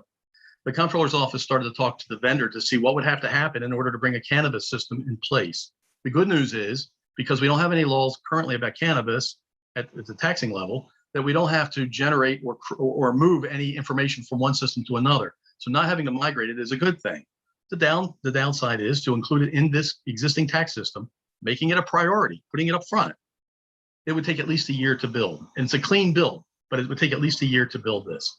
And the licensing and tax processing system in total would be somewhere just under $3 million. So they've already started looking into what it would take. And I just put that out there for your consideration because I think that's an important element. The distribution system, as I mentioned, just for a second. The distribution system, as I mentioned, obviously, I'm a fan of having a strong distribution system and making product go through that system. One of the things that's benefited us in alcohol and tobacco regulation is the ability to promulgate regulations that lets us be a little fluid with changes in the industry, which benefit them. And also if we start to see areas where people are trying to take advantage of perhaps the existing or lagging regulations, we're able to make that change. Inspection and enforcement is big for us. We do a lot of that. One of the things you have given us, the General Assembly has given to our commission, is the ability to conduct really broad inspections in licensed areas. With alcohol and tobacco, we can do that. We're allowed to go where they store it. We're allowed to look at their records. They have to maintain. It's a big benefit for us. And I'd say I've been involved in this for 19 years, and I don't think there's been one instance where we've ever violated, where we were ever over the top, where we were never more than respect. We were always very respectful, but where we always did it in a very measured way And I think that whoever's going to be inspecting and enforcing the cannabis regulatory structure is going to need that authority as well. Advertising, I get into that just because who's going to be allowed to advertise? Are we going to let the manufacturer provide advertising at the retail level? We have a lot of rules on advertising relative to alcohol and tobacco, especially alcohol. And it's probably important to consider that. And things of value. Will you allow manufacturers who are branded, who are trying to get their brands out, will you allow them to give free items to retailers, assuming you don't have the vertical integration? If you allow them to give free things to kind of coerce or encourage them to promote product that they shouldn't be promoting, or maybe too strongly promoting it, just things to consider. There's a whole lot of trade practices that I think. Next slide, please. And that's kind of it in a nutshell. I apologize for being fast and spending maybe too much time on tobacco and alcohol, but that's really where our experience comes from, is regulating this type of a product. I think we're a pretty strong agency for that. Obviously, it's for you to decide. I'd say that Will and I have known each other for years, kind of working together in the past on the tobacco side of things. And over the last 8 or 9 months, we've talked a bit about what this might look like if the Tobacco Commission and the Alcohol and Tobacco Commission and the Cannabis Commission were to merge in some sense, what that might look like. And they're, I think, in really good shape to help us get started with the regulatory aspects of licensing. They've just got a lot of structure in place already and a lot of experience. I appreciate that. Thank you. Thank you. Thank you very much on that. And let's go, we'll go to the chairman of the commission, Mr. Silverstein, for any additional comments before we open up to the committee for any questions. So, Mr. Silverstein, why don't you weigh in at this time? Thank you, Mr. Vice Chair, members of the committee. And then again, I see some hands up. We'll take the questions after Mr. Silverstein. Okay, I'm going to be very brief. New to the commission, in a learning mode, just like the other commission members. And I think that Mr. Tilburg's information has been very informative. And as I've discussed with Mr. Kelly, this really is a decision that the legislature will make. Our commission is there and available to carry out what the legislature wants us to do. And I'm going to stop at this point. Okay, short and sweet. Okay, for questions, since the Alcohol Tobacco Commission is the brainchild of Senator Kramer, largely, as I recall from a couple of years ago, why don't we start with Senator Kramer, and then we'll go from there. Senator Benson and Senator Hayes. Senator Kramer. Thank you for that, Mr. Chair. My first comment is to thank Executive Director Kelly. You mentioned the Alcohol Tobacco Commission. There was just a touch of controversy over that legislation, but I don't think there was ever any doubt that the executive director of this new commission was going to be Jeff Kelly. He, has an outstanding reputation that preceded the creation of the commission, and I have been very pleased to hear nothing but positive feedback with regard to the way he has been addressing the issues that he is now in charge of as the executive director. I had the opportunity to hear him speak a couple of weeks ago to our craft brewer folks, and he really did communicate to them how much he wants to work with them and to help guide them and ensure that they understand what the laws and the regulations are. It's not about gotcha, that kind of thing. So very grateful to Executive Director Kelly for having taken on this role, and look forward to working with him in that regard. But quick question about I guess maybe the retailer side of this. And I have not heard this idea, and it may not be a good one. I know the CDC has a number of empirical studies about alcohol and its distribution, and that clearly when it is not within direct government control, there tends to be greater problems associated with the sale and distribution of alcohol. Do you have any thoughts with the idea about local governments, as in Montgomery County, is responsible for the sale of liquor in Montgomery County. And that, public safety, they have said, that is the way we should be handling the sale within the county, because it provides for the tightest control to ensure best outcomes with the sale of a legal drug. Any thoughts that you'd be willing to share if you think that might be advantageous with the sale of recreational cannabis in the state, and if it's something that maybe local governments should retain control of? I just appreciate hearing your thoughts on that, because you've got exceptional knowledge and experience in the world of alcohol and tobacco. Senator Kramer, thank you very much for those compliments. I really appreciate that. Relative to the idea of the local jurisdiction, what's interesting, and again, making it look like alcohol for just a moment, Montgomery County, as I mentioned, Maryland's kind of just gone its own way nationally with how we handle our alcohol system. And Montgomery County is a controlled county, and uniquely, they are the sole source of alcohol, with some exception for the county. In other counties, you have no restriction at all on how many licenses should be issued throughout the county. In some, you have it issued by, they're capped by other reasons like census and just raw numbers of licenses by election districts. There's a whole wide variety across the state, and even I'm not sure if we still have any, but we might still have a dry location in a couple of counties, which is interesting. We're used to that. I feel like I'm thinking about it now from a cannabis perspective. We are used to allowing our local jurisdictions to have some say. What that would require, I think, is setting up again, maybe duplicatively, 25 or so new boards. As I'm thinking about it, if we're trying to also maintain some level of social equity in this, that's 25 different ways of doing it, which might make it a little bit more difficult. I just feel like there's other factors here in cannabis that don't exist in the alcohol system that, while it's an interesting concept, I think might make it difficult. Well, what about at the retail side of it? In other words, what if the legislation were to look at, you have this open market for the manufacturer and the distribution, but at the retail level, if it was done through the 24 local jurisdictions, so that they retain control of the retail market, and then the wholesale or the manufacturing, that's something different. Any thoughts on that with regard to just if the legislation were to require that the local jurisdictions retain control of the sale? Obviously, the revenues would go to the local jurisdictions from the sale, but it also would give that tighter control to the sale of the product. Any thoughts on that at all? So only speaking to the control aspect of it and not the revenues and that sort of thing, it makes sense that there would be, I think you'd have more eyes watching the program, if you will. Watching how that's dispensed. I understand, I think, why you could make that argument, or why you might want to make that argument.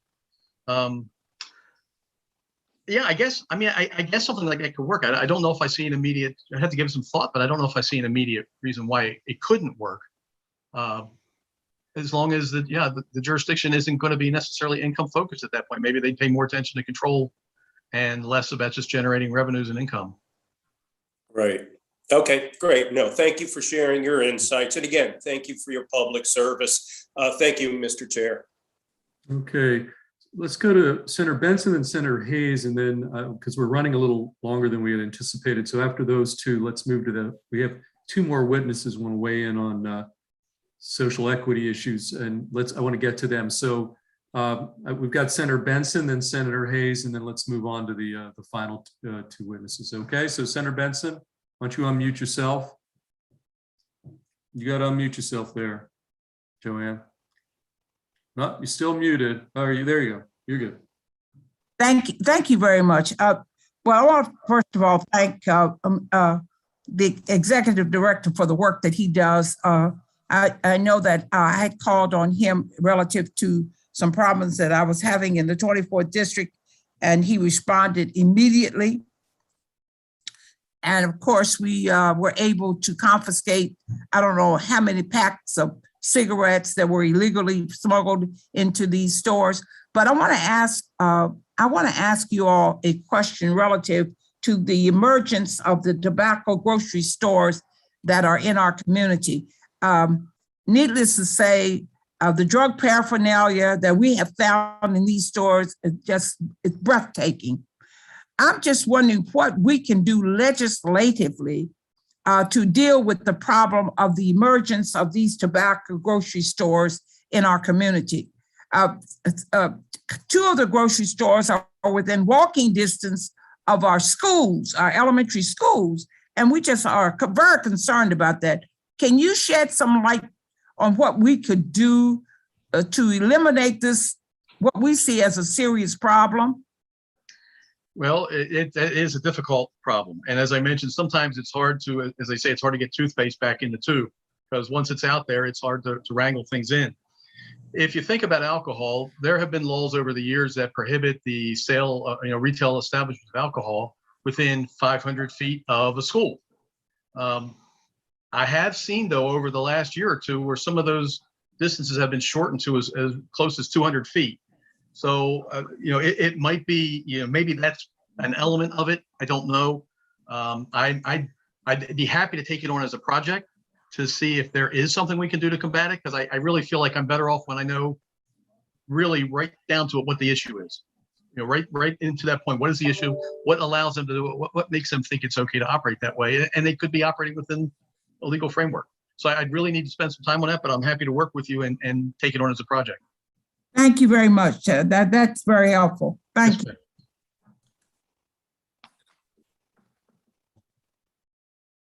You're on mute, Mr. Vice Chair. I think you're saying it's okay for me to go, I'm assuming. We've got Senator Hayes from Baltimore City playing cleanup. Awesome. Thank you so much, Mr. Vice Chair. Two quick questions. One, I know specifically as it relates to tobacco enforcement, especially as it relates to retailers and the phenomenon around the loose cigarettes or whatever. How much is that solely still the responsibility of your agency? Is that a shared responsibility with some of the local jurisdictions or health departments? How much personnel do you have to that effort? And then around the issue of ownership, I know we talked a lot about it as it relates to medical cannabis or whatever, but does your organization collect any data around ownership on the 3 levels as it relates to alcohol establishments, around the demographics of alcohol-owned establishments here in the state of Maryland? Great question, Senator Hayes. I appreciate that. First on what we call loosies, the cigarettes. It is a prevalent problem. We do a lot of work on those.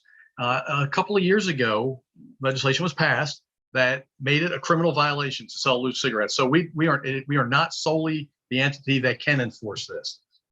I don't know that a lot of other agencies do enforce it, and by that it could be local police departments. I don't know that they really spend the time on that, but we do, because we're in these places and we're doing multiple inspections a year. So we do care about that. You also asked, though, in that question, which I appreciate you asking, was our staffing capability. So here's my commercial, if I can.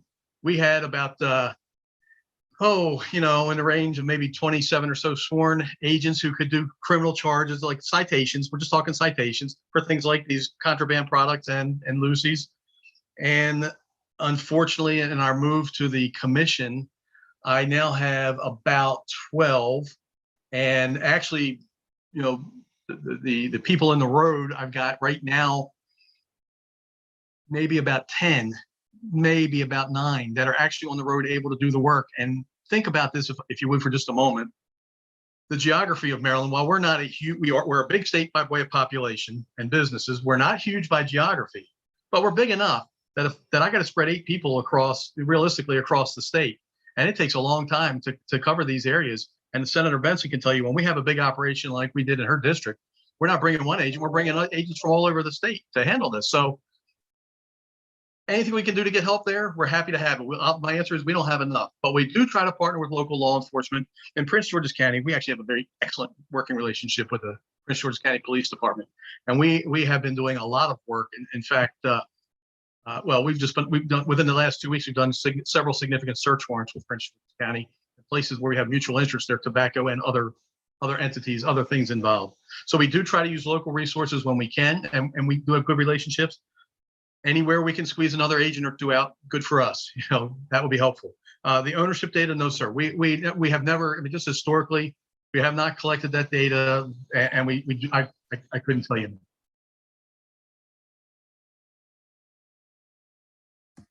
Okay, I think that's going to put it's going to be a wrap on that panel. We've got two final witnesses from the Meridian Management Group. We've got Stanley Tucker, who many of us absolutely know, and Tim Smoot. I believe, Stanley, you had some thoughts on obviously one of the most important issues we would deal with would be the social equity provisions. And I know you have some background in that, and Mr. Smoot as well. But I'm not sure if that was the limit to what you want to get at. I think Senator Kelly suggested that you'd be a good add-on to the panel here. So Stanley Tucker, I'll lead with you unless Mr. Smoot wants to take the lead. I'll let you guys decide. And those are the final two witnesses for today's briefing. Thank you very much, Mr. Chair. I appreciate the opportunity to share with you some thoughts. My partner, Tim Smoot, we run the organization we work with a Meridian Management Group, and we manage several funds for the state of Maryland, the Maryland Casino Business Investment Fund and the Maryland Small Business Development Financing Authority. Among my team, we have in excess of 125 years of experience working and providing financing and management and technical assistance to small minority and women-owned businesses. For us, I think you all know I've been around for quite a while, and capital is a major problem for small minority and women-owned businesses. And in this system, capitalism without capital just does not work. And so we have been continuing this battle for a number of years, and it continues to be access to capital, a lack of access to capital continues to really be a problem. There have been numerous studies, both domestic companies as well as international companies that have done all kinds of studies, private companies, government agencies, et cetera, has done all kinds of studies about this problem of lack of access to capital for small minority and women-owned businesses. And so to get right to the point, in viewing of this disparity in capital, we are proposing that the recreational cannabis bill include a provision that requires 2% of the cannabis retail sales to be placed in a small minority investment account at the Department of Commerce, and to provide financing for small minority and women-owned businesses here in the state of Maryland. This is not a unique strategy. In fact, in 2008, when the video lottery terminal legislation was passed, 1.5% of all video lottery terminal revenues was allocated into a fund that provided this capital for small minority and women-owned businesses.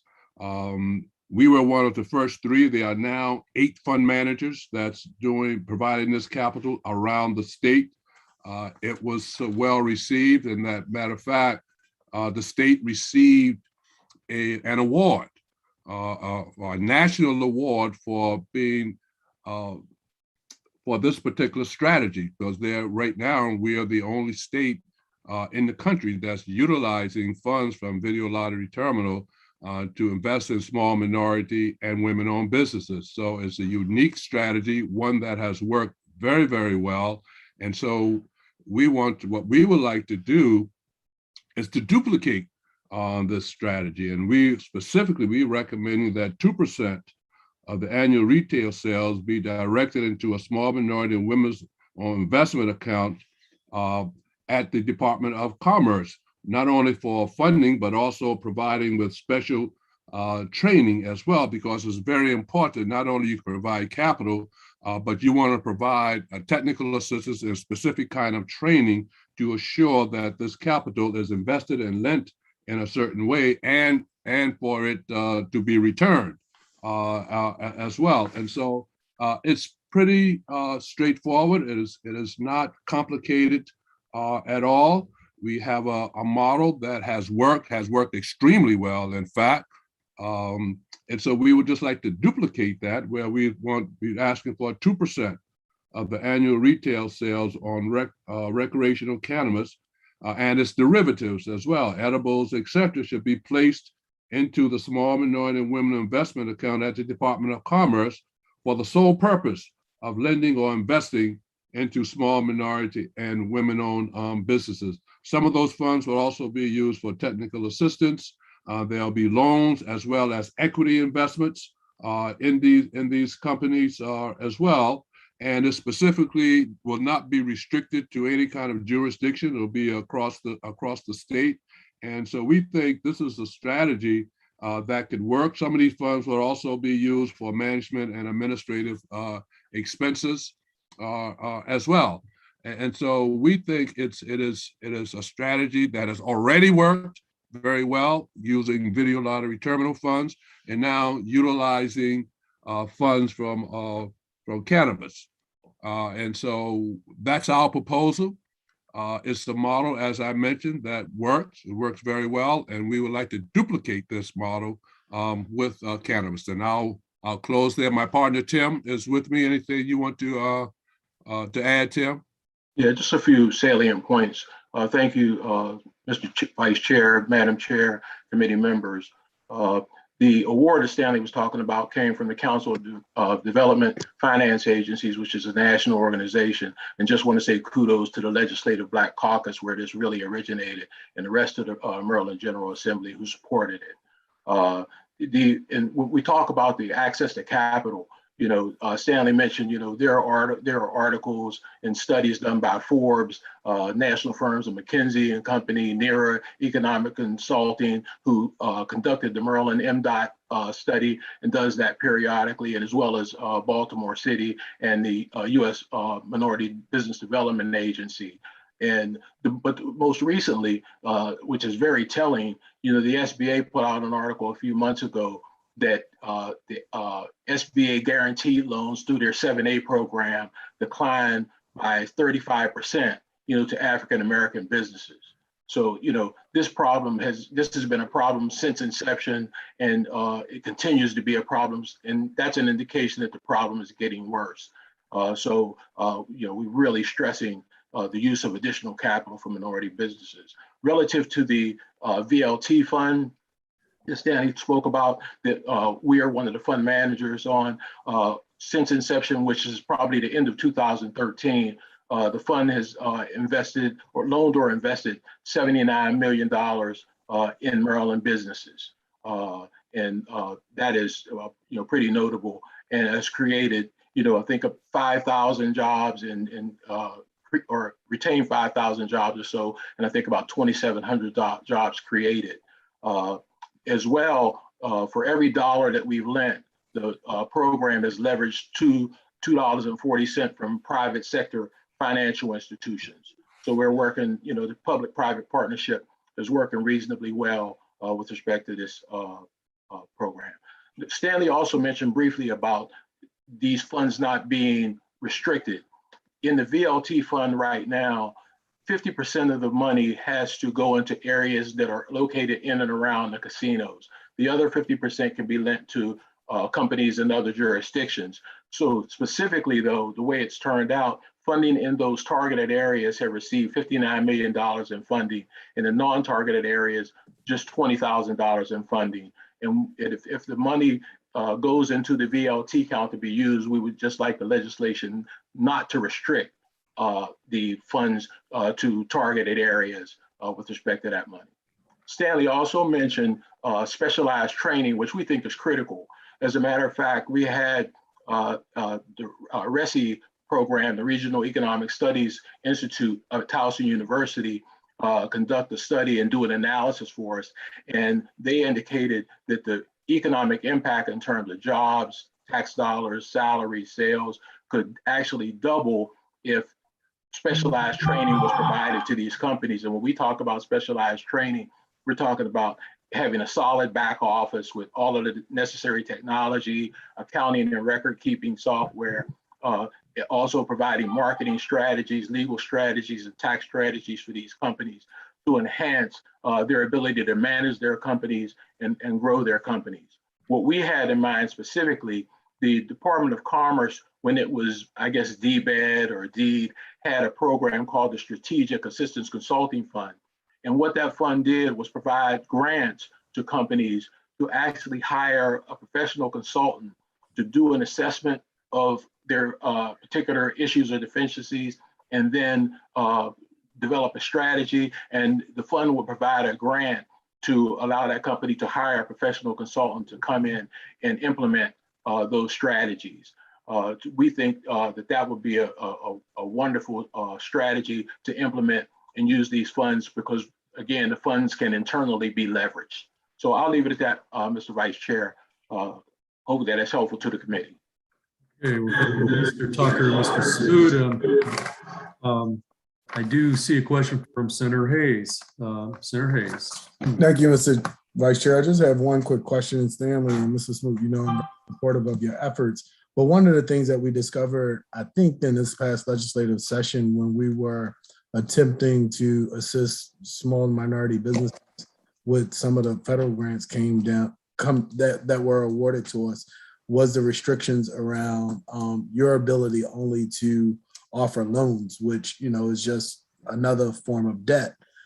And so I guess the question is, and I heard Mrs. Smoot talk to this a little bit, would there also need, if the same application that's made to the VLT would be applied in the case of, say, recreational marijuana, would there be a difference in the statutory allowances to go beyond just the availability of access to capital through debt, but also through, you know, opportunities like grants?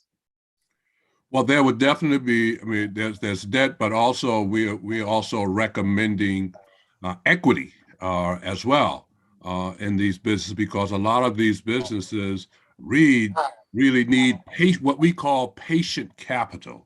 Not necessarily not load them up with debt, and then they really, you know, can't survive, if you will. And so we're looking for equity, but also, as Tim said, Senator, you know, applying the technical assistance as well. As a matter of fact, the study that Tim spoke of, he did an analysis, and those companies that receive the technical assistance, if you will, really, I think, Tim, correct me if I'm wrong, kind of like had a 10-to-1 return on our investment in them. So that shows that when you're providing the capital along with good, solid technical assistance with these businesses, they last longer, they're able to hire more people, and they're able to strengthen the economy as well.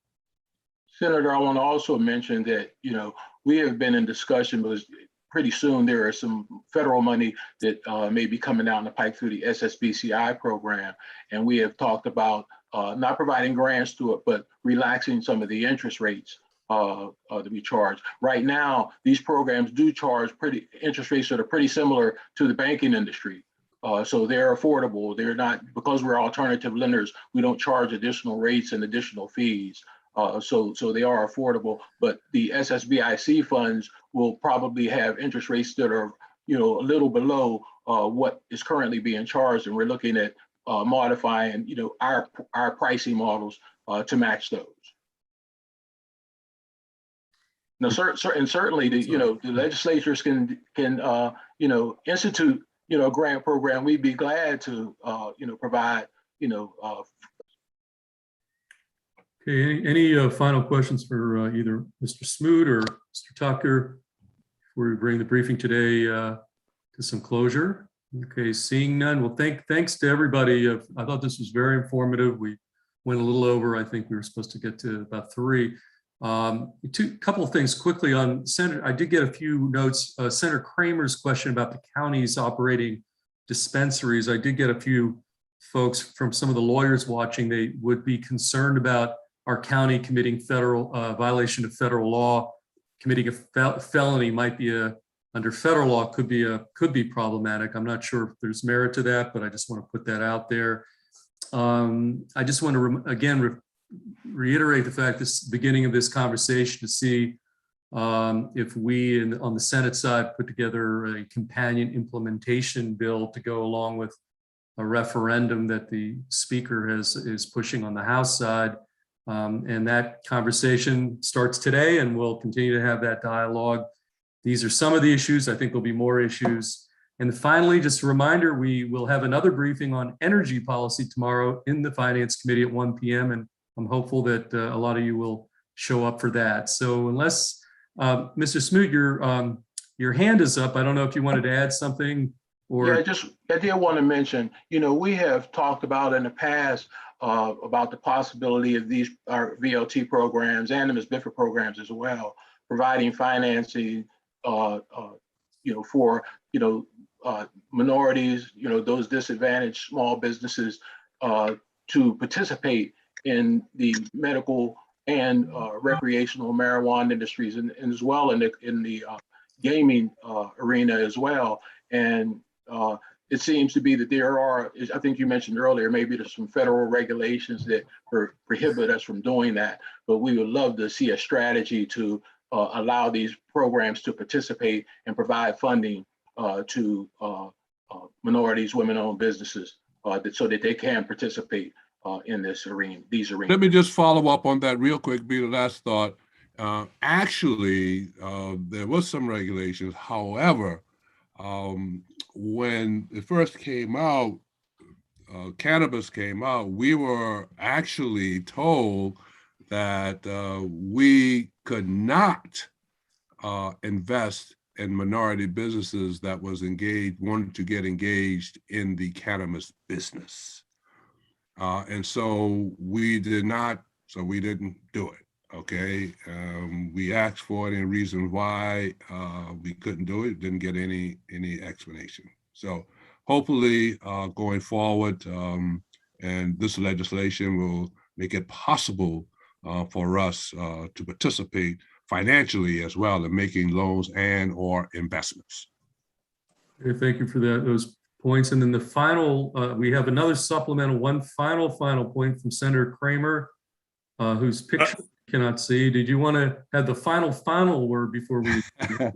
Yeah, just real fast. Thank you, Mr. Chair. And I guess the statement that you just offered, does that equally raise the concern about the jurisdictions who are taxing these illegal proceeds and therefore a violation of federal law as well? Because if the proceeds are illegal, I'm assuming that taxing those illegal proceeds would also be a comparable violation. So hopefully we'll look a little more closely at this issue and see where the path takes us.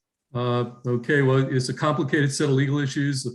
Congress may do some things between now and January on some aspects of this, or they may not. I can say that as a former Justice Department lawyer, Senator Kramer, I do not have the answer to that very interesting issue. But well, actually, I see Will Tilburg there. I do. Senator Kramer does raise this question: is the simple taxation of actually, let's hold on.